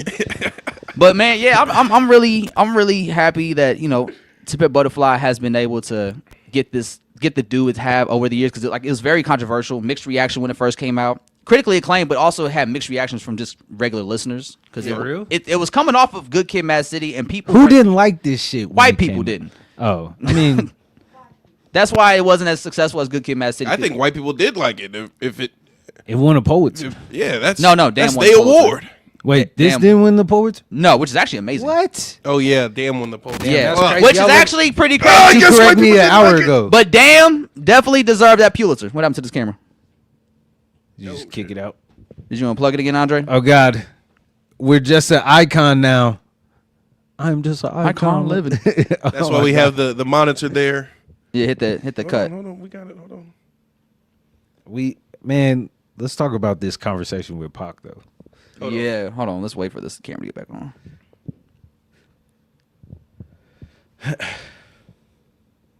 Appreciate y'all's patience. Just looking at this icon. Yeah, Oh, wait. he didn't turn this off. Wait. No, that's why we're trying to fix it. Well, no, I know what the problem is. I thought the audio wasn't taken for a second. See, look, you stopped. No, the Maybe audio I'm still works. Am I just not? There we go. I'm just not projecting into the mic. Hey, we got another viewer Oh shit. of an icon. Yeah, don't back out just yet. Andre trying to get it right. Here, hold on. Y'all like a whole lot of red or Hold on. I am music better. Man. Oh, then we ain't even talked about none of this. I mean, we making our way down. We just talked about I Am Music. Yeah. Don't worry, y'all. We still here. I mean, they look hella British. Oi. Oh shit. Andre had to sit down. This ain't good. No, it's fine, dude. All right, Joe, start rapping. That's not what we here for. That's not what we here for. I'm not the rapper in the house. I'm not. Ask me where the hoes at to impress me. We gonna just perform Kendrick songs for y'all. There's like one of my favorite videos on that I'd be coming across on Twitter. It'd be like me drunkenly rapping "Damn" at 5 a.m. but trying to remember the words. It's just the guy's like, I feel like a chip on my shoulder. What song is he rapping? Feel. Bro, I'm a dumbass. All right. Oh, there we Fuck, go. all right, man. All right, we back. Yes, let's talk about this Mortal Man because the main reason I do love this album is because there's like 3 moments in this album that in the sequencing of the project that gives me goosebumps every time. It's You to All Right, Complexion in the Black of the Berry, and when you first hear Pac's voice in that conversation. Yeah. Because the whole album up to that point, we're hearing Who are you talking to? what are you reading? What does this mean? Where is this going? And then you find out. You was conflicted about what? Sorry. No, you good. It bothered me. Because it's like, where's this going? We're hearing this repeated throughout the whole album, but each time the song ends, we're getting a little bit more of whatever this quote, the script he's reading, and we find out it's a poem that he was reading to Tupac, which Yeah. was fucking amazing how he was able to like write a script for himself well enough to just sound like it's a natural conversation they're having. Where did he get the Pac vocals? He got the Pac interview from I think a German interviewer had it from like when he interviewed Pac in '96 or something before he passed, and like Kendrick said the guy reached out to him about having this unreleased Pac interview, and he said it to him. Kendrick went through the process of getting it verified to make sure it was legit. Came back legit, so he included it on the album. That's fire. And I loved hearing it because it sounds like they are having a natural conversation, but he's asking Pac for like questions, almost like he's trying to learn from him why he has him here. Yeah, he's like, "What do you mean when the ground? You talking about the ground?" He's like, "Oh, the ground's gonna open up." What's the metaphor? Yeah, it's like that? poor people. The ground's gonna open up. It's gonna eat all the rich. He was laughing. Pac was creepy. He was like, "Yeah, it's gonna be war. It's gonna be war. Next time we have protests, it's gonna be blood. It's gonna be murder. It's gonna be That's murder." what he was saying. He was like, it's gonna be murder." And Kendrick like, he was like, "Yeah," and they just laughing about it. "Yeah, Man, that shit is definitely fire. Like it ends with Kendrick reading a poem from his homies, or like his homie wrote about the butterfly and the caterpillar. And it's like caterpillar's bitter about the butterfly." It was a really cool way to sum up the album in just like a few minutes. If you think about it, it's not even really that long. It's not a like dialogue, but he built a story around it, and not only did he just build a story around it, he was able to kind of like summarize the album. Yeah, and like what the purpose of the messaging was. Yeah, it's fire. I wish he could have did like a whole movie for this shit somehow. Yeah, just so you can get the whole vision of it. Yeah, have Spike Lee direct it, do his like weird camera motion and shit. You know what I'm you don't like Spike Lee? You don't like No, I like Spike. I like Spike Lee. Okay. I'm not going to say that I don't like Spike Lee, but I don't think that Is that too black? music needs to be a movie all the time. If I guess We just talked about how we viewed it in black and white in our head. I think that's It's a why Actually, 'cause I would be- I crave a movie though. It's because it does create such a scene or a story for me, and I do have like little bits from the video or from like just like the images that they chose. So I don't know. That's just how my brain works. Like, But see, I would be upset though if like I got a visual for a song I really liked and it didn't match what I thought it should be. Yeah. Then I would just be slightly annoyed with the direction. So every Travis Scott music video ever. Some of them are alright. Some of them are pretty cool. Some of Those them are shits pretty are cool. trash, bro. He doesn't know how to emote. Huh? He doesn't know how to like express himself. Like, he's a There's a reason for godlike. that, but I don't want to say it on the pod. okay. I'll tell you after when we get off. But Like he knows. no, I just don't want to say nothing that might offend people. Okay.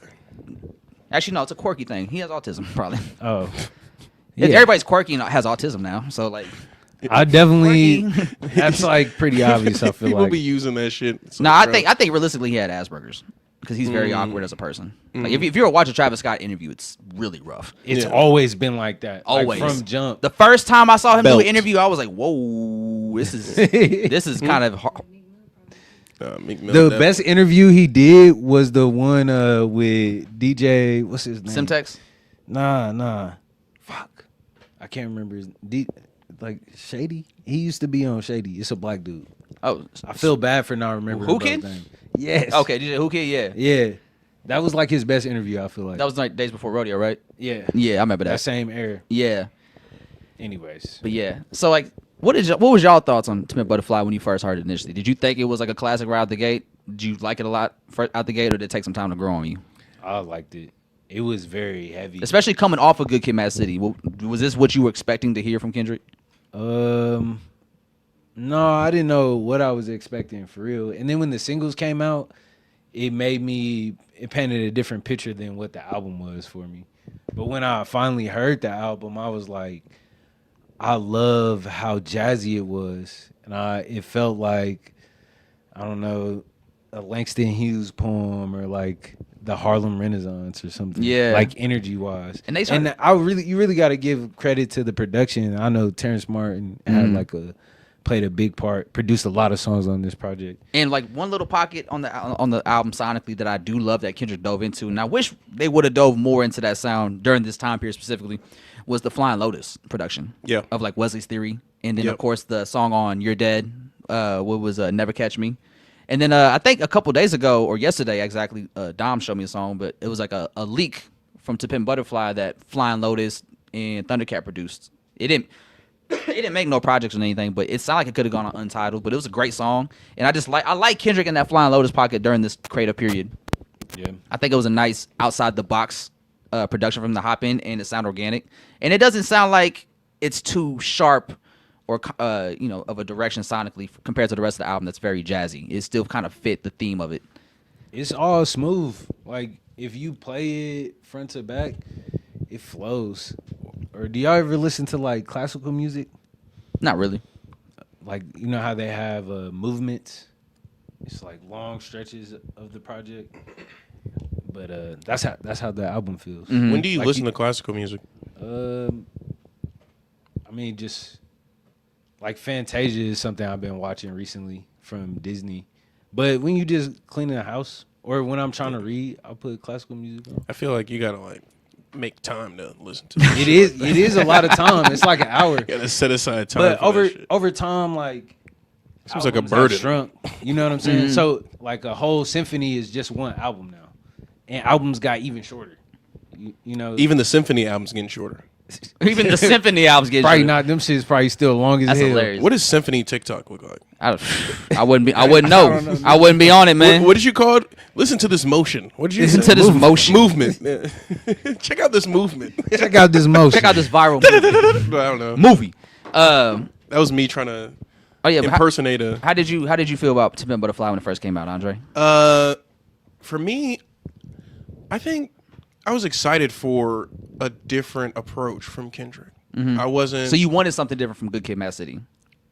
I don't think I wanted something different from Good Kid, Mad City. I was open for something to be different. You just wanted something new. Yeah, I was just excited for Kendrick to drop. Kendrick's dropping. It's King Kunta. It's I'm fucking with it. I like the singles. I like Black of the Berry. We listened to that on repeat. Like That's a dark song to listen to on repeat. Man, but I it's was- a fire song though. Like a slam on Man, my I- block. I don't know, I like how we got that guy on there too. bro. Shout I out to like that. that shit. That was That's like fire. some Black Skinhead type shit. Yeah, like that some ass. Yeezus type. I'm shit. in it. For real. Shit. But no, I was ready for change. Not change, but just like something new. No Obama. No. Man, no. What are we talking about, man? What are we talking about? Obama say what it do. Obama say what it do. Didn't he say that on the album? Yeah, that was on Hood Politics. Oh yeah. I wonder who else be getting pardoned. Like, you know how Donnie pardoned Kodak and shit, and Lil Wayne. Like, A lot of rappers are begging for those pardons right now. Biden pardoned his son. God damn it. I mean, it's a son. It's a wild boy. Yeah, that man be living. That's Man, like straight that out of made a me live fucking it. movie. What do y'all rank this album And Kendrick in, albums? in discography? And do you guys? Is this a top 5 hip hop album for y'all overall? Does this make your top 5 for you of all time? For Kendrick? Just for where do In you rank, general? Where do you rank it in Kendrick, and where do you rank it in your overall top 5? It doesn't make my top 5 of all time. Okay. I gotta really think about my top 5. I don't know if it's this Kendrick album either. Like GNX just came out too, so I'm like kind of biased. Yeah, that shit is like that though. hella That shit is biased. like that. Damn is always my As far my as the top for Kendrick me. albums, after listening to it again, I definitely think it's 1 or 2 for sure. It just depends on your mood. Yeah, I think it has. I don't even know what the other one would be. Like, It could be 3 other albums. yeah, Like it could be Damn, it could be Good Kid, Mad City, it could be GNX, or it could be Section 80. it's between like it would be between like Damn and Good Kid as the one. That's Number the 1, 2, 3. So it's Damn, GNX. Good Kid. I'm not even counting GNX. Okay, so we're going off post. Too early to Pre-GNX. tell. Too soon to tell. Yeah, Okay. pre-GNX. So what's number 1?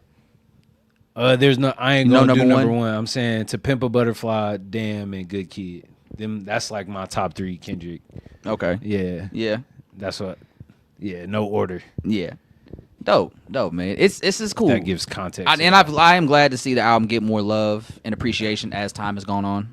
Especially like I think post Damn is when people kind of warmed up to it a little bit more than they did initially, and just overall appreciate what they did on this album, because people try to say it wasn't a rap album when it first came out because there's a lot of jazz influence, but there's also a lot of funk on this album, which is funk is hip Who the hop. fuck was saying that? People were respecting this album. I feel like Really? Yeah. I They just were. 'cause remember like Meek Mill called it weird music I or don't something. give a fuck what Meek Mill. thought he was has to talking about say Tyler. the Kendrick album. No, that was DJ Khaled. Oh, Because he was like, was hating on it was after Tyler? that. It was post Control, so like everybody was kind of on were edge. iffy about Kendrick and what he's doing. You know, I remember Meek Mill said something like, "Yeah, the music like was kind of weird. We didn't relate to it in the trenches." Hey, that was them Diddy days, huh? That's crazy, bro. That's too much. I remember during the Meek Mill beef. This is some. Now, granted, Meek Never mind, Mill I'm not had gonna probably one of the expose best myself. responses to Control. The "Ooh, kill him." Yeah, I had high expectations for Meek in the I Drake mean- beef. I thought, bro, I ain't gonna lie, I thought Meek Mill was about to annihilate Drake. Yeah, Y'all did? in I another did, timeline, bro. I yes. was never yes. on Drake's. In I was that- never on Meek's side. Ever. In that timeline, yeah, because Meek Mill was Like the guy, he was the battle rapper. He was the street guy rapping on the corners. That's he like was built for it. Yeah, he came from that. It didn't make sense. I don't know. I guess because I didn't really listen to Meek, it wasn't really. So like, you saw the videos of him rapping on the block, yeah, right? with the fuzzy braids. Yeah, like Yeah. that's why I was like, okay, you come from that era, that environment of having to rap in front of people on the block. Maybe you do some battle raps against people just to shoot the shits. So I was assuming he'd be more prepared for that. Wouldn't those be better, or I don't know, lack of better words, more better? Because the people in those areas know each other. So like he was always set up to fail. Like we know, like in hindsight, he's not the brightest. Oh no, So- no, respectfully. You know, we Respectfully. don't really know nothing about Drake. You know, I mean, yeah, looking back on it, we realized, yeah, maybe beating up He on was Meek Mill. ill prepared for the situation. Yeah, like you don't really get brownie points in 2025 for beating up on Meek Mill. exactly. That's kind of where we're at with that battle and how I view it now. It's like, dog, you kind of just like, they pieced it up and put a song together. yeah, which is cool. I'm glad they got over that. I mean, Wait, what realistically, song? I'm gonna be real with you. Meek What Mill song was you talk about? the going bad shit. Oh, Yeah, But like realistically, anyway, Meek Mill was still dropping a lot of fire during that time period. that Nobody was project fucking with him. that he put out with what? He has another song with Drake. Rico. yeah, the No, Rico. it was Dreams Worth More Than Money. Th- That was Yeah. the Red album cover. That shit was legit. Yeah. That was nice. That was a good project. I like that. Yeah. So like the projects he put out post that and pre Champions was still fire. Like DC4 was great.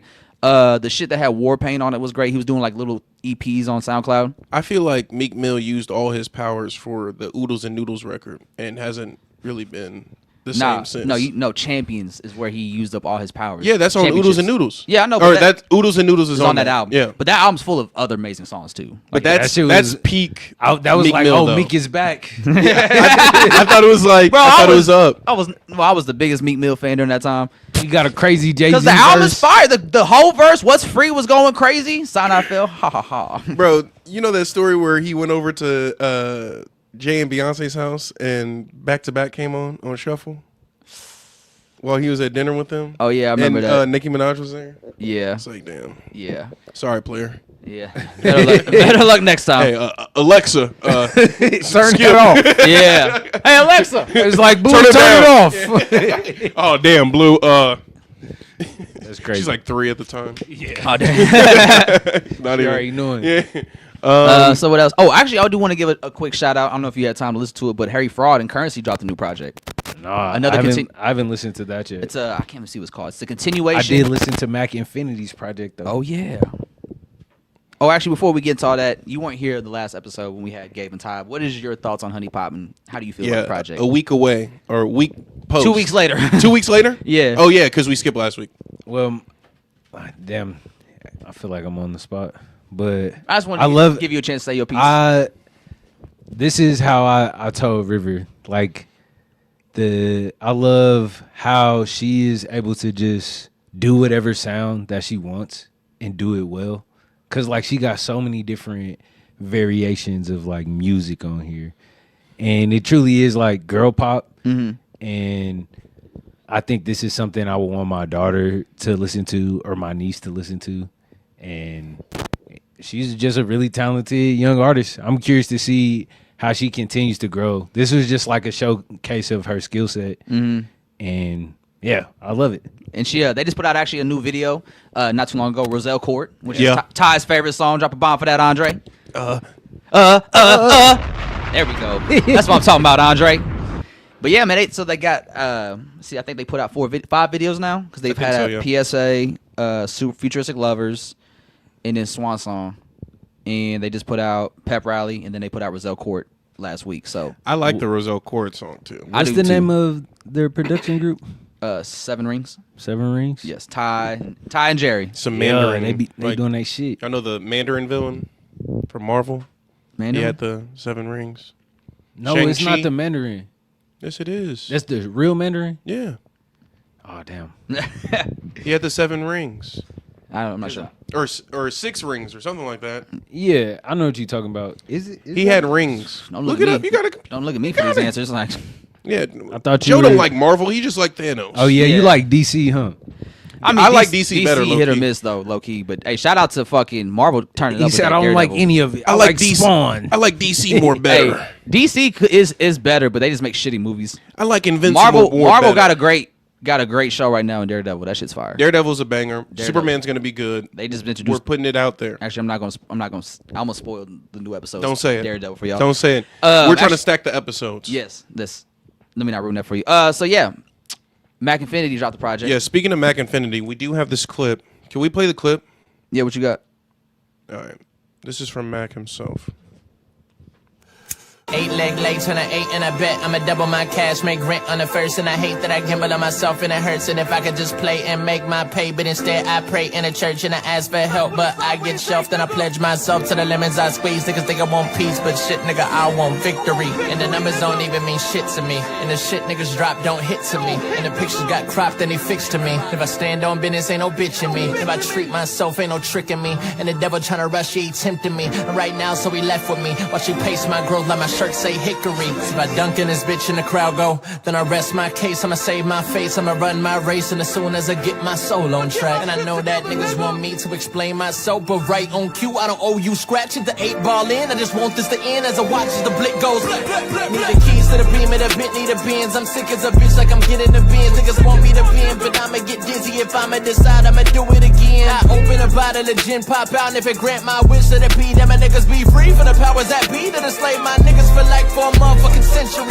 Short term gain ain't long. I'ma spend a lifetime now trying to right my wrongs. So I right my wrongs of a beats I made, and I might need aid. Even in my hand get wrapped, I'ma write these raps. I'ma wear both hats till the wheels fall off, and I scrape concrete and I flail like a test dumb nigga whipping out till my skin fall off. So I've been fasting for years trying to feed myself. Had me looking in the mirror and don't see myself. Can I feel what's felt? Cause you own your body, so the best advice is to be yourself. So who, what, when, whoever that is probably you. When you was a kid, I did what I did. Shaq fell off and he bumped this shit. Now he got a Hey, drop a bomb for Mac Infinity one time, man. Look at that.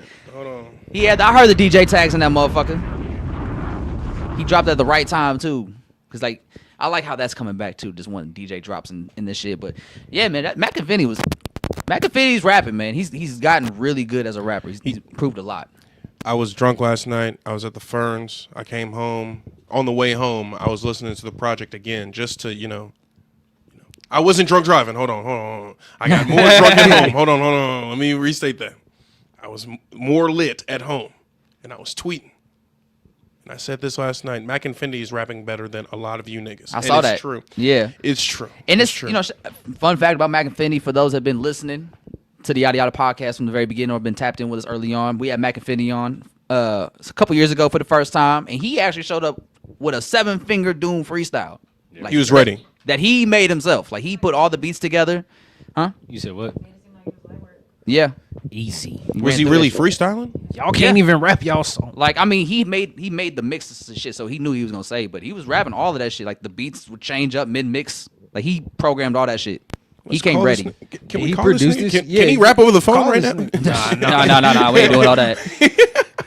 But I do like this project because it's a collaboration project. Because Mac Infinity is from Kansas City, but for those who don't know, he is now based out of New Orleans. And Yep. so this project is like a cumulative. This is like actually like a fucking almost like a chronic for him, where he's being the main artist, but he's bringing other artists onto the project to help craft a whole sound for this project. It's not just the Mac Infinity project. For me, it felt like the not Dream Chasers, Dreamville project. I get that Revenge of the vibe. Chasers. Yes. Do you know if he produces at all? Mac Yeah, he produces. He produced He his produced- own shit? I'm pretty sure he produced it.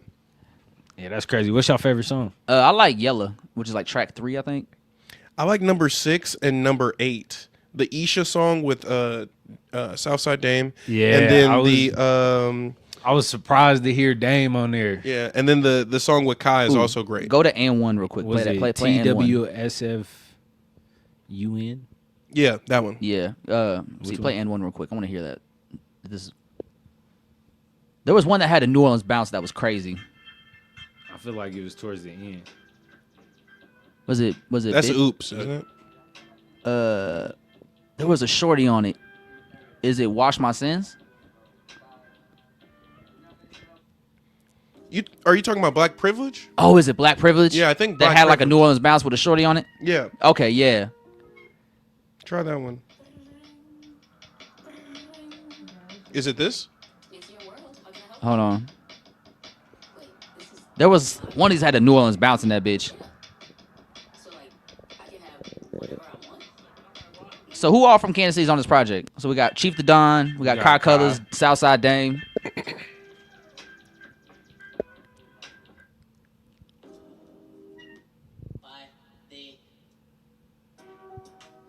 This one? Nah, that's got a little short to it.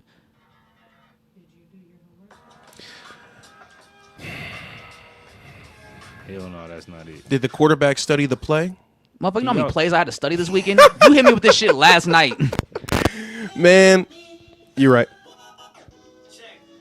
I don't know which one it is. Yeah, I'll have to find it later, but yeah, it's a good project. I like how he just brought different sounds, two different cities together, and because there's some Kansas City elements on there, but there's also like New Orleans elements on there that I like a lot too. It's Yeah. dope. He got everybody art on there too. That's really cool. Man, and Mac, I fuck that's, with shit that's the like thing this. about Mac. That Mac was really refreshing. Mac will put 110% behind all the shit he does. Visually, from the cover art, everything matters to Mac when it comes to presentation, and he's so good at it that it only elevates it every time. Like even that video we showed us. Yeah. He was sitting on the bench with a TV. I don't know why the TV was there. I like it though. Yeah. I like it creatively. It was a nice little aesthetic. Yeah. And so Mac puts his best foot forward everything he does creatively, and I respect that. And this is another example of that. He brought a bunch of artists together to make this compilation album. Yeah. And it's phenomenal. And it's only the first one. I'm assuming it's gonna be another volume. And Yeah. who knows where he might take it. If he's living somewhere else Yeah, for volume 2, he might just do Kansas City and then that city he's in. All our Kansas City folks showed out too. Yeah. It's good to hear y'all do y'all thing. Especially on tracks with other artists from other towns and You know different what I'm sounds. saying? And everybody sound good. Yeah, Everybody all was the New mixed Orleans well. artists sound fire. Yeah, everybody Like, sounded good. Like he's not fucking with nobody down there that's trash, which is salute to him. I wish there was another verse on Isha though. Mac, if you're listening, if you're still in the chat, I wish there's another verse, man. Actually, you had the guy talking at the end there, speaking talking about parlays and shit. of local music, we also got more local music dropping tomorrow. I don't know if you guys saw it, but Broderick Jones is dropping an album tomorrow. Project Jones is dropping that. Broderick Jones, like Father Like Son is what's called. The cover art's a picture of him and his son dressed as like colonels and shit on a painting. It's pretty tight. Let me see. I think it's on his Instagram. It actually, and this is the thing. It's not going to be on streaming service. It's gonna be on Even. Yeah, he's selling it on Even. Oh, okay. Let's see. I'm not gonna be able to see that shit. It's right here. Oh, that's fire. Damn. Oh, so I'm not gonna be able to see that shit. Hey man, leave me alone. I'm talking about right in this very moment while I'm searching this shit. I'm weak as fuck. We got a Juby feature on Yeah, there. and they got a Westport Girls Go Crazy. Yeah, y'all seen the video for it? Yeah. Yeah, it was dope shit. It was Shout out tight. E. Yeah, man, I like Broderick, man. Broderick is another artist that I was talking about that with my roommates. Like, he's an artist that he always finds new ways to just get you to get your attention as an artist. You know, whether Yeah, he it's don't like, he half-ass can rap, nothing. he can sing, he can play instruments a little bit. There's not much Broderick can't What do. can Broderick play? He can play the guitar. Hey, also He did play is the guitar at that sleeper. Christmas show. Low key, Broderick is an athlete. He can skateboard too. Yeah. He can skateboard. Yeah. Who's this? He a Broderick's one of them super nigga? guys that you grew up with, and it's like, bro, what can you not do at this point? Yeah, I heard he just pick smelled good something too. up. He what? What? What was that? Huh? Huh? He didn't be going hear to that? church. Oh yeah, he do be going to church. Yeah. Shout out to him. And he smell good.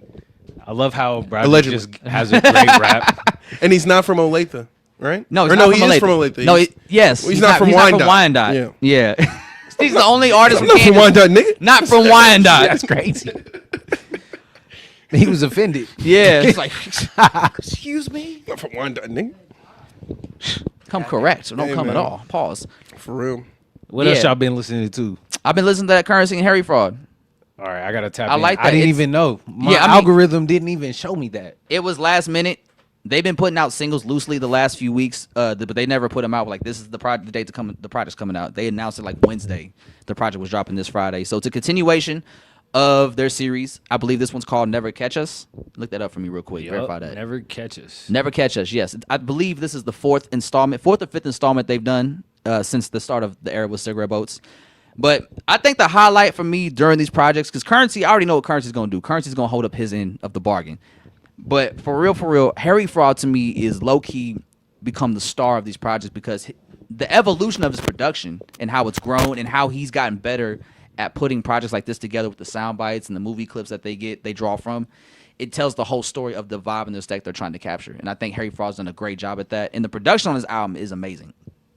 And it's just cool to hear him level up as producer and him push his sound forward and just put together projects because every time he does a project with somebody, I'm super excited to hear how he brings them into his world and how he matches their world.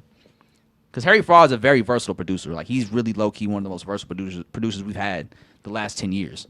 He definitely can find his niche or his space that he want to work in. Mm-hmm. But I love when artists and producers just lock in on one album. That's something I see Boley James do a lot. He did with Chuck Strangers recently. Yeah. How was that?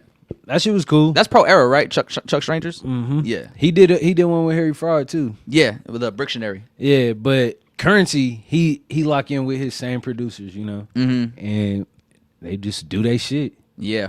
We still getting some like blog era, mixtape era life. And on top of that, go ahead, finish your slow. no, yeah. Artists like Harry Fraud just get better with time. Mm-hmm. Like nigga just been making timeless music. Like it's still a hit in this era. So. Yeah. He's still very much valuable as a producer and as a sound in 2025. He doing what he do best. Like one thing I always love, a little piece of lore I've always loved about Harry Fraud is that when him and Playboy Cardi first linked up in 2017 to make music together, Cardi said, "Yeah, man, play me some shit you play for Currency," and then that's how we got Location. Yeah, and I always thought that was cool because if I'm not sure if you guys noticed, but the first music video Cardi ever shot when he was like super young, like 14, 15, when he first started rapping, was a freestyle over "High in the Sun" by French Montana and Currency. Word. And he was rapping like Currency because Currency was his favorite artist growing up. I didn't know that. I gotta go check it out. Yeah. But that's like, another one of the influence, I guess. Mm-hmm. That's the South too. That's a New Orleans. Currency, yeah, from New Orleans. And then like Wayne from New Orleans. So and when Currency was first starting in rapping, he sounded way different than he do once he leaks with Harry Fraud. Yeah, because like that was kind of the time where he was really starting to step out with other producers because he did the pilot talks with Ski Beats. Yeah. Which was fire. Because Ski Beats, if you don't know, he did work with Camp Lo back in the day, which is how he got his notoriety and fame. Like he did Feeling It by Hove. He kind of carved out his own space. One of my favorite Currency projects is the one with him and with Jackie Robinson on it, or Smokey Robinson. Smokey Robinson? Yeah. Do you remember, did you pick up on that Jordan 3s I played at my birthday party? Walk with these Jordan 3s. Yeah. You'll be all right, though. See, oh, my God. Yeah, that was one of the ones you had to be tapped in for. But Smokey Robinson was fire. Yeah, it's just actually, I'm glad you brought the blog era, right? Because we have Currency and Harry Fraud still going strong from the blog era. And somebody that's actually making like a real comeback and making some real noise is Wiz, bro. Yeah. Wiz is fucking turning up right now. My nigga started doing burpees and training and shit. He got his powers back. He started making that cushion OJ too. And like at first I wasn't really that excited for it because when projects have sequels like that, especially after so many years, it almost feels like you're just trying to get back people to care about you again by doing a sequel of a really popular project. He did 3 Cabin Fevers. God damn, I didn't need 3 of them. The first one was enough. 1 and 2 is really good. It is, but I'm cool with it. It's like it reminds me of that kind of era too. Yeah, to the nostalgia of it. But it's good. You can trust it because he's gonna make better music. Mm-hmm. Like he's been having fire ass features. Freestyle's been crazy. He been in the cut. Yeah, the freestyle's been hard. So I'm ready. We we do for a Wiz project, and I'm glad it's like he touching base with his old shit. It's like kind of a callback to the Cardi album. Yeah, reach deep within yourself to your own inspiration. It's always an inspiration. Always, you gotta find it. And actually, fun fact about the Cardi album is that Cardo Got Wings did a lot of production on that. And for those who don't know, Cardo Got Wings got his big break through Cushion OJ. Yeah, and that's when he was working with like Johnny Giuliani and whatnot. Yeah.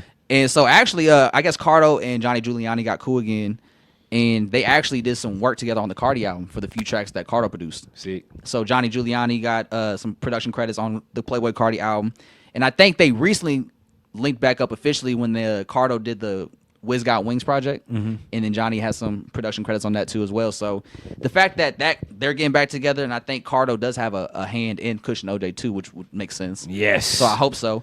So it's just cool to hear Wiz in this great creative space. His freestyles have all been really dope. It's been making me excited to hear what he's about to do for Cushion OJ. So it's cool to see like Wiz about to drop Cushion OJ 2 while Currency just dropped another project with Harry Fraud. It's like the blog era is still very much alive and moving. Yeah. Do you feel like because I feel like Boley James is kind of in the same vein as like Currency and Wiz, or like even Rock Marciano and like them kind of cats, like the Griselda niggas, like that sound. I feel like that Rome Streets, you know, The grime- Conductor actually- Williams, that kind of production and that kind of rapping it hasn't really left, honestly. It's always been. It's always going to good. be consistent. Yeah, Like Rome niggas Streets is on that already project too. support that, yeah. Like Rome Streets, this is the second project that Rome Streets has been on with Currency and Harry Fraud, and Rome Streets had a great verse again. Like Rome Streets really does great in this space production wise. Their studio sessions got to be crazy. Yeah. Actually, speaking of the blog era, dog, guess who's also making another run right now? Sir Michael Rocks. Where he dropped again? Yeah, he dropped 2 songs. So you heard the first one, right? I don't think I have. So he's dropped 2 singles so far. I can't remember what the first one's called, but he just dropped another one called Club Soda Pelly. That's hella fire. It's fire. Yeah, like it's kind of really going back to that classic Sir Michael Rock sound that we knew from back in the day. And so somebody on Twitter speculated that he might be gearing up to drop Premier Politics 2, which would make sense because he already did 1.5 back in the day. Let me see. Let me pull it up on Apple Music real quick. So we have Club Soda Pelly, which is the one he just dropped this week. I think he put out the song on Friday. And then he put out another song called, let me see, what's it called? Talking Legit. So yeah, we got Club Soda Pelly and Talking Legit are the 2 new singles. Talking Legit is fire. Yeah, I think I heard that one actually. Like, fuck them all. Bo told me gotta run the ball. She said that kitty like Oasis. I should take a slip and slide inside her wonder walls. How you feel, bro? I'm excited, man. I like to hear, like, to me, I was talking to a homie on Twitter about Sir Michael Rocks, but I think Sir Michael Rocks is really like one of the greatest rappers to me.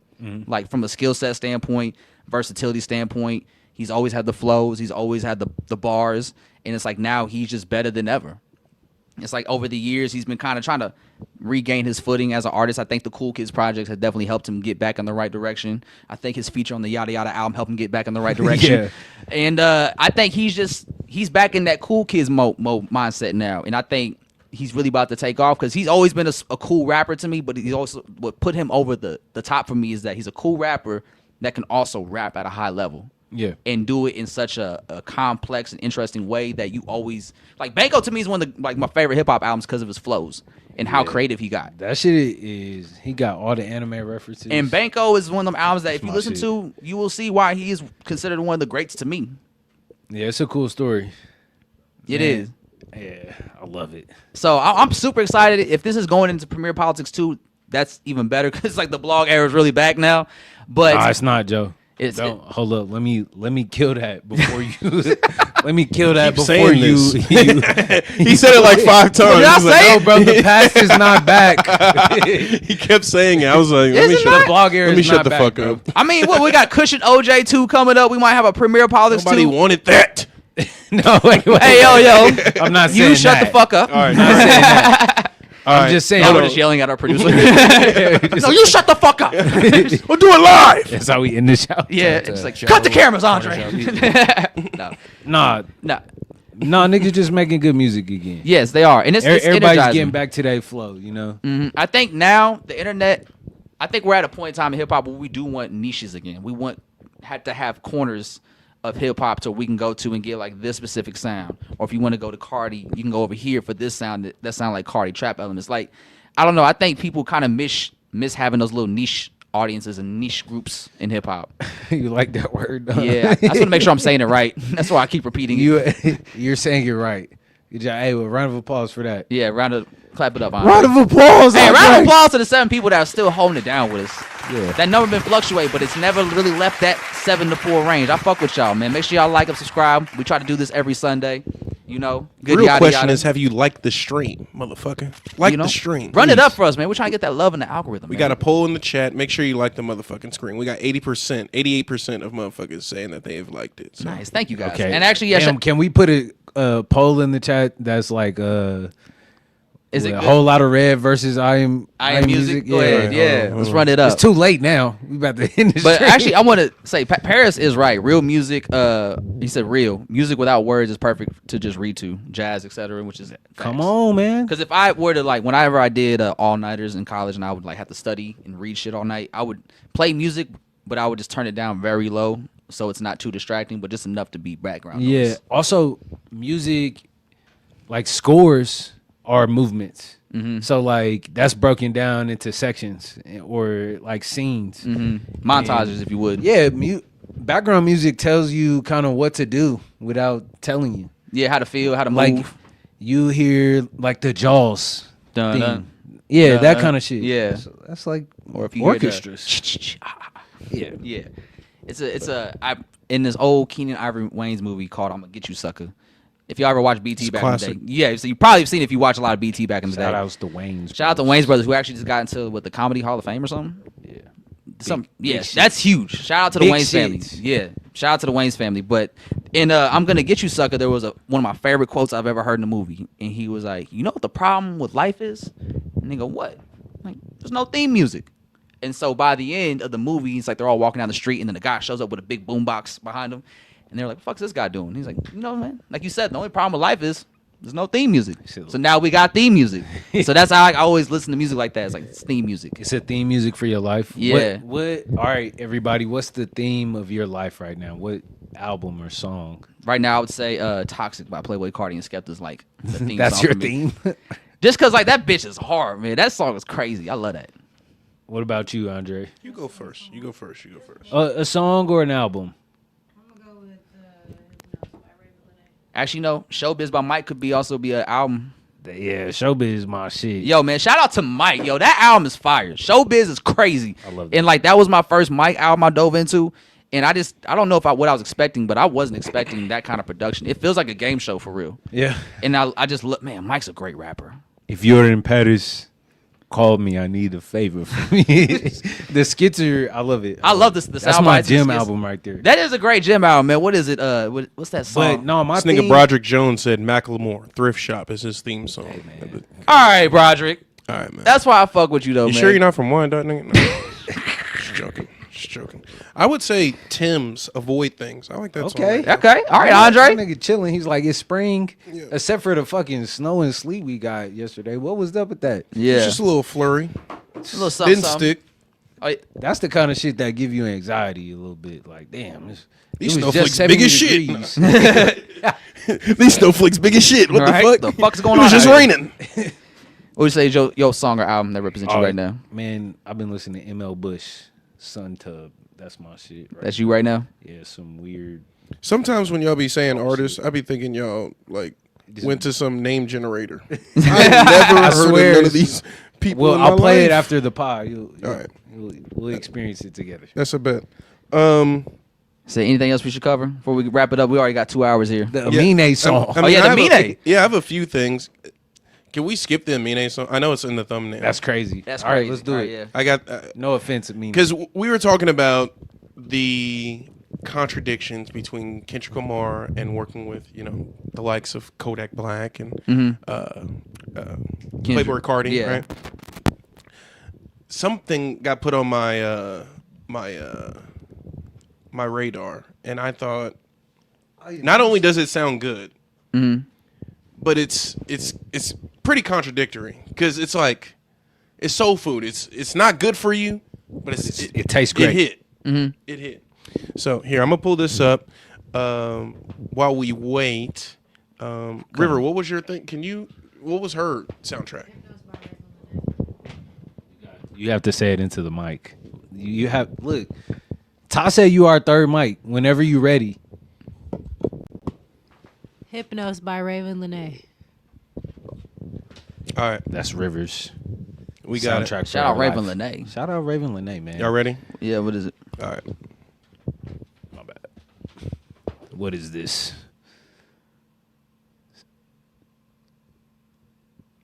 Oh shit. We can't hear. Yeah, I it. can't hear nothing on it.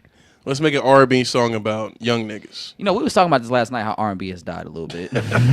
No, this is catchy. This is catchy. Hold up. We not gonna say R&B is dead. And we got this. This isn't R&B. This is is something definitely else. R&B. That's definitely R&B. This is definitely R&B. I Can't know. wait to I get can't wait. with you.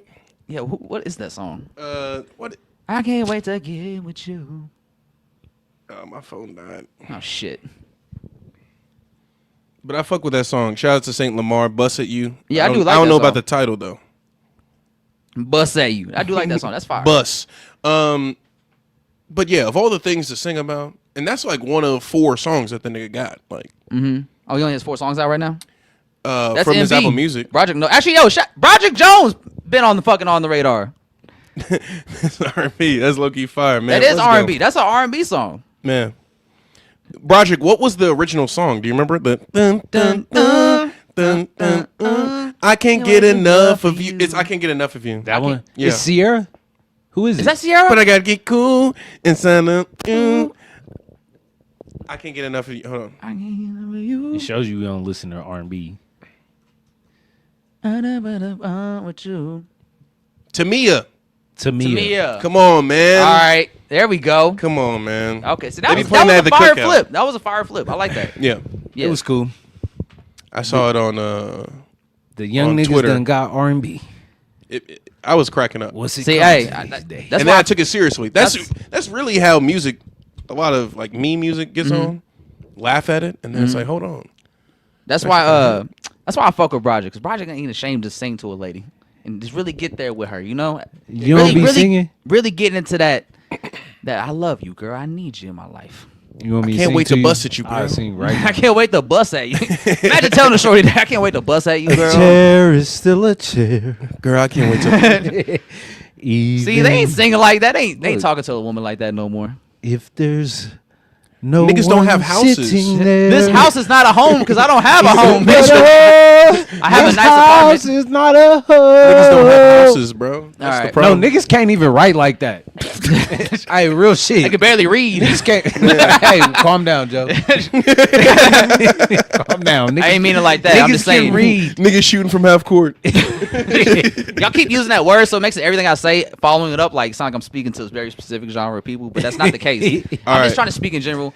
But anyway, Now that we're in Any the, other topics? the closing moments, I started writing down random questions to ask on the pod for these things to wrap up. yeah. Okay. Have y'all? And they satirical, right? Don't What don't is this nigga about to ask? If I ask this question, don't assume that it's about me. It's too late. Have y'all ever been musty on purpose, like strategically? No. Like thought out about being musty. No. I've never. I hate where I'm going next, and I'm not about to take a shower. I've never been. No, nigga. Like a guy from the gym or something. I Hell never no. felt that it was an advantage for me to be musty. I would say that. I never. By choice too. I never thought about how I could use this to take My mustiness to my advantage. Yeah, for Finesse some gain. shit. Or Only- just avoid shit. I Like, you heard- don't like certain people. You don't want to have small talk. I It's heard like wrestlers SpongeBob. would We're do not it. ugly. We just stink. You know? Nah, I ain't, No? never, I ain't Never? never had that moment for me personally. Okay. Have you? No, I just wrote this down. I mean, That's a crazy ass. You know, get that question out of there. Hey, that what was the only about- question you had? That was the this question. is the first one. Okay, what's the other questions? I Are you gonna ripped save it those up for other already. ones? I ripped it up already. We're at 2 hours. Oh shit! All right, well, yeah, I guess we're gonna end on that note. Musty on purpose? Question mark. Leave it in the comments. Yeah. Have you been musty on purpose, Broderick? Leave it in the comments. Let us know. What's up now, so? You heard me? All right. Well, Joe. All right. Well, It's about that time. It is about that time. Good 2 hour podcast. Yeah, it didn't even We feel did like we 2 did that hours. with ease. And if you really think about it, we just mainly talked about Cardi and Kendrick for 2 hours. Yeah. We talked about Mac. Yeah. And Mac Affinity, He's rapping better than a lot of you niggas. right? Project Jones got a project dropping tomorrow on Even. On even, yeah. You know what I'm saying? Like father, like son. Yeah. In the Seed. Code Hey, Red Joe dropped a said he project. could beat you in a race, Broderick. Hey, let's not do all that. I don't want run that But- fast for anybody. He said he. When's the last time y'all ran full speed? Huh? When's the last time y'all ran Hey, full a lot of speed y'all as niggas an can't adult? skip. Yo, when I learned that people couldn't do that, that was kind of appalling. Niggas can't That skip. shit fucking or hilarious. that y'all can't wink. I can't wink. I don't like it when what? I don't like it when niggas can't whistle. I can't whistle Yeah, either. Are you serious? Yeah, Like you I got a gap in my tooth. That doesn't have nothing to do with anything. I don't know how to whistle, guys. I don't. He trying to blame it on genetics. Blame it on my orthodontist. My daddy said we couldn't do that.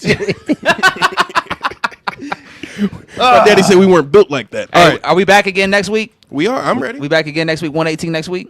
118. I'm gonna be in St. Louis. What other things Oh, are so I think that's what 118? it was. That might be a solo. That's might be. That's we y'all might. too. We, might We need be to locked call. in. We need to get the bat signal for Sion. Where the fuck is Sion at? This nigga's in the group chat and hasn't said anything since he Hey, came yeah, back I- from. I know France. he muted us. If we get a Celsius in a cork, that nigga will appear. Yeah. Like a genie. You know what he likes. You know how we get him here. We just need the snowfall. You know. I what hope I'm saying? school's going well. No, he's Nah, a he's in committed town. man. He's a committed man. Yeah, that's Got what I was a saying. I was girlfriend. like, Yeah, I was committed like, man. there's a white girl joke we could have made there. Winter but soldier. Respectfully. Bucky and them. I'm trying to say respectfully. He says Winter Soldier. No, he knows I love him, man. Yeah, Fuck we that got love shit. for Sion, man. Hopefully he can make an appearance maybe next week when we do the next pod. Oh Yeah. man, he gonna be back. He gonna be out again. Swap a black for a black. You know, hey, I just want. Hey, nigga, We, dog. go, All right, yo. we go black for black. Like, see, Andre, they only That see sounds- my that's how it face. sounds. They only see me. So when you say shit like that, they don't know another black man saying that. I'm black. You make it sound like we're just rotating black people throughout this. Joe, fucking you podcast. used me as like a button to say nigga earlier. No. Yes, you did. I was just trying to like, You were like, Hey, we do. because we were talking about a niggas. song lyric, I know. and I can't say it, so it was like, fuck. Yeah. Yeah. Think about what you're saying. I'm just trying to figure. Fuck niggas. It's just a reminder I told Dave I would never say that that. it's okay. Joe made a promise. I made a promise to Dave. Shout out to Joe, Corner Joe. All right, let's get out of here, man. All right, y'all. Until next week, man. Next Sunday, we back from 117. This has been episode 116 of the Yada Yada podcast. Until next time, y'all. 17. 117. It's the kid Joe Cornejo, Black Hypey in the building. Nelso here. Sebastian left early. We got River in the corner, y'all. Until next time, the gang is out of here. Yada Yada podcast. We out.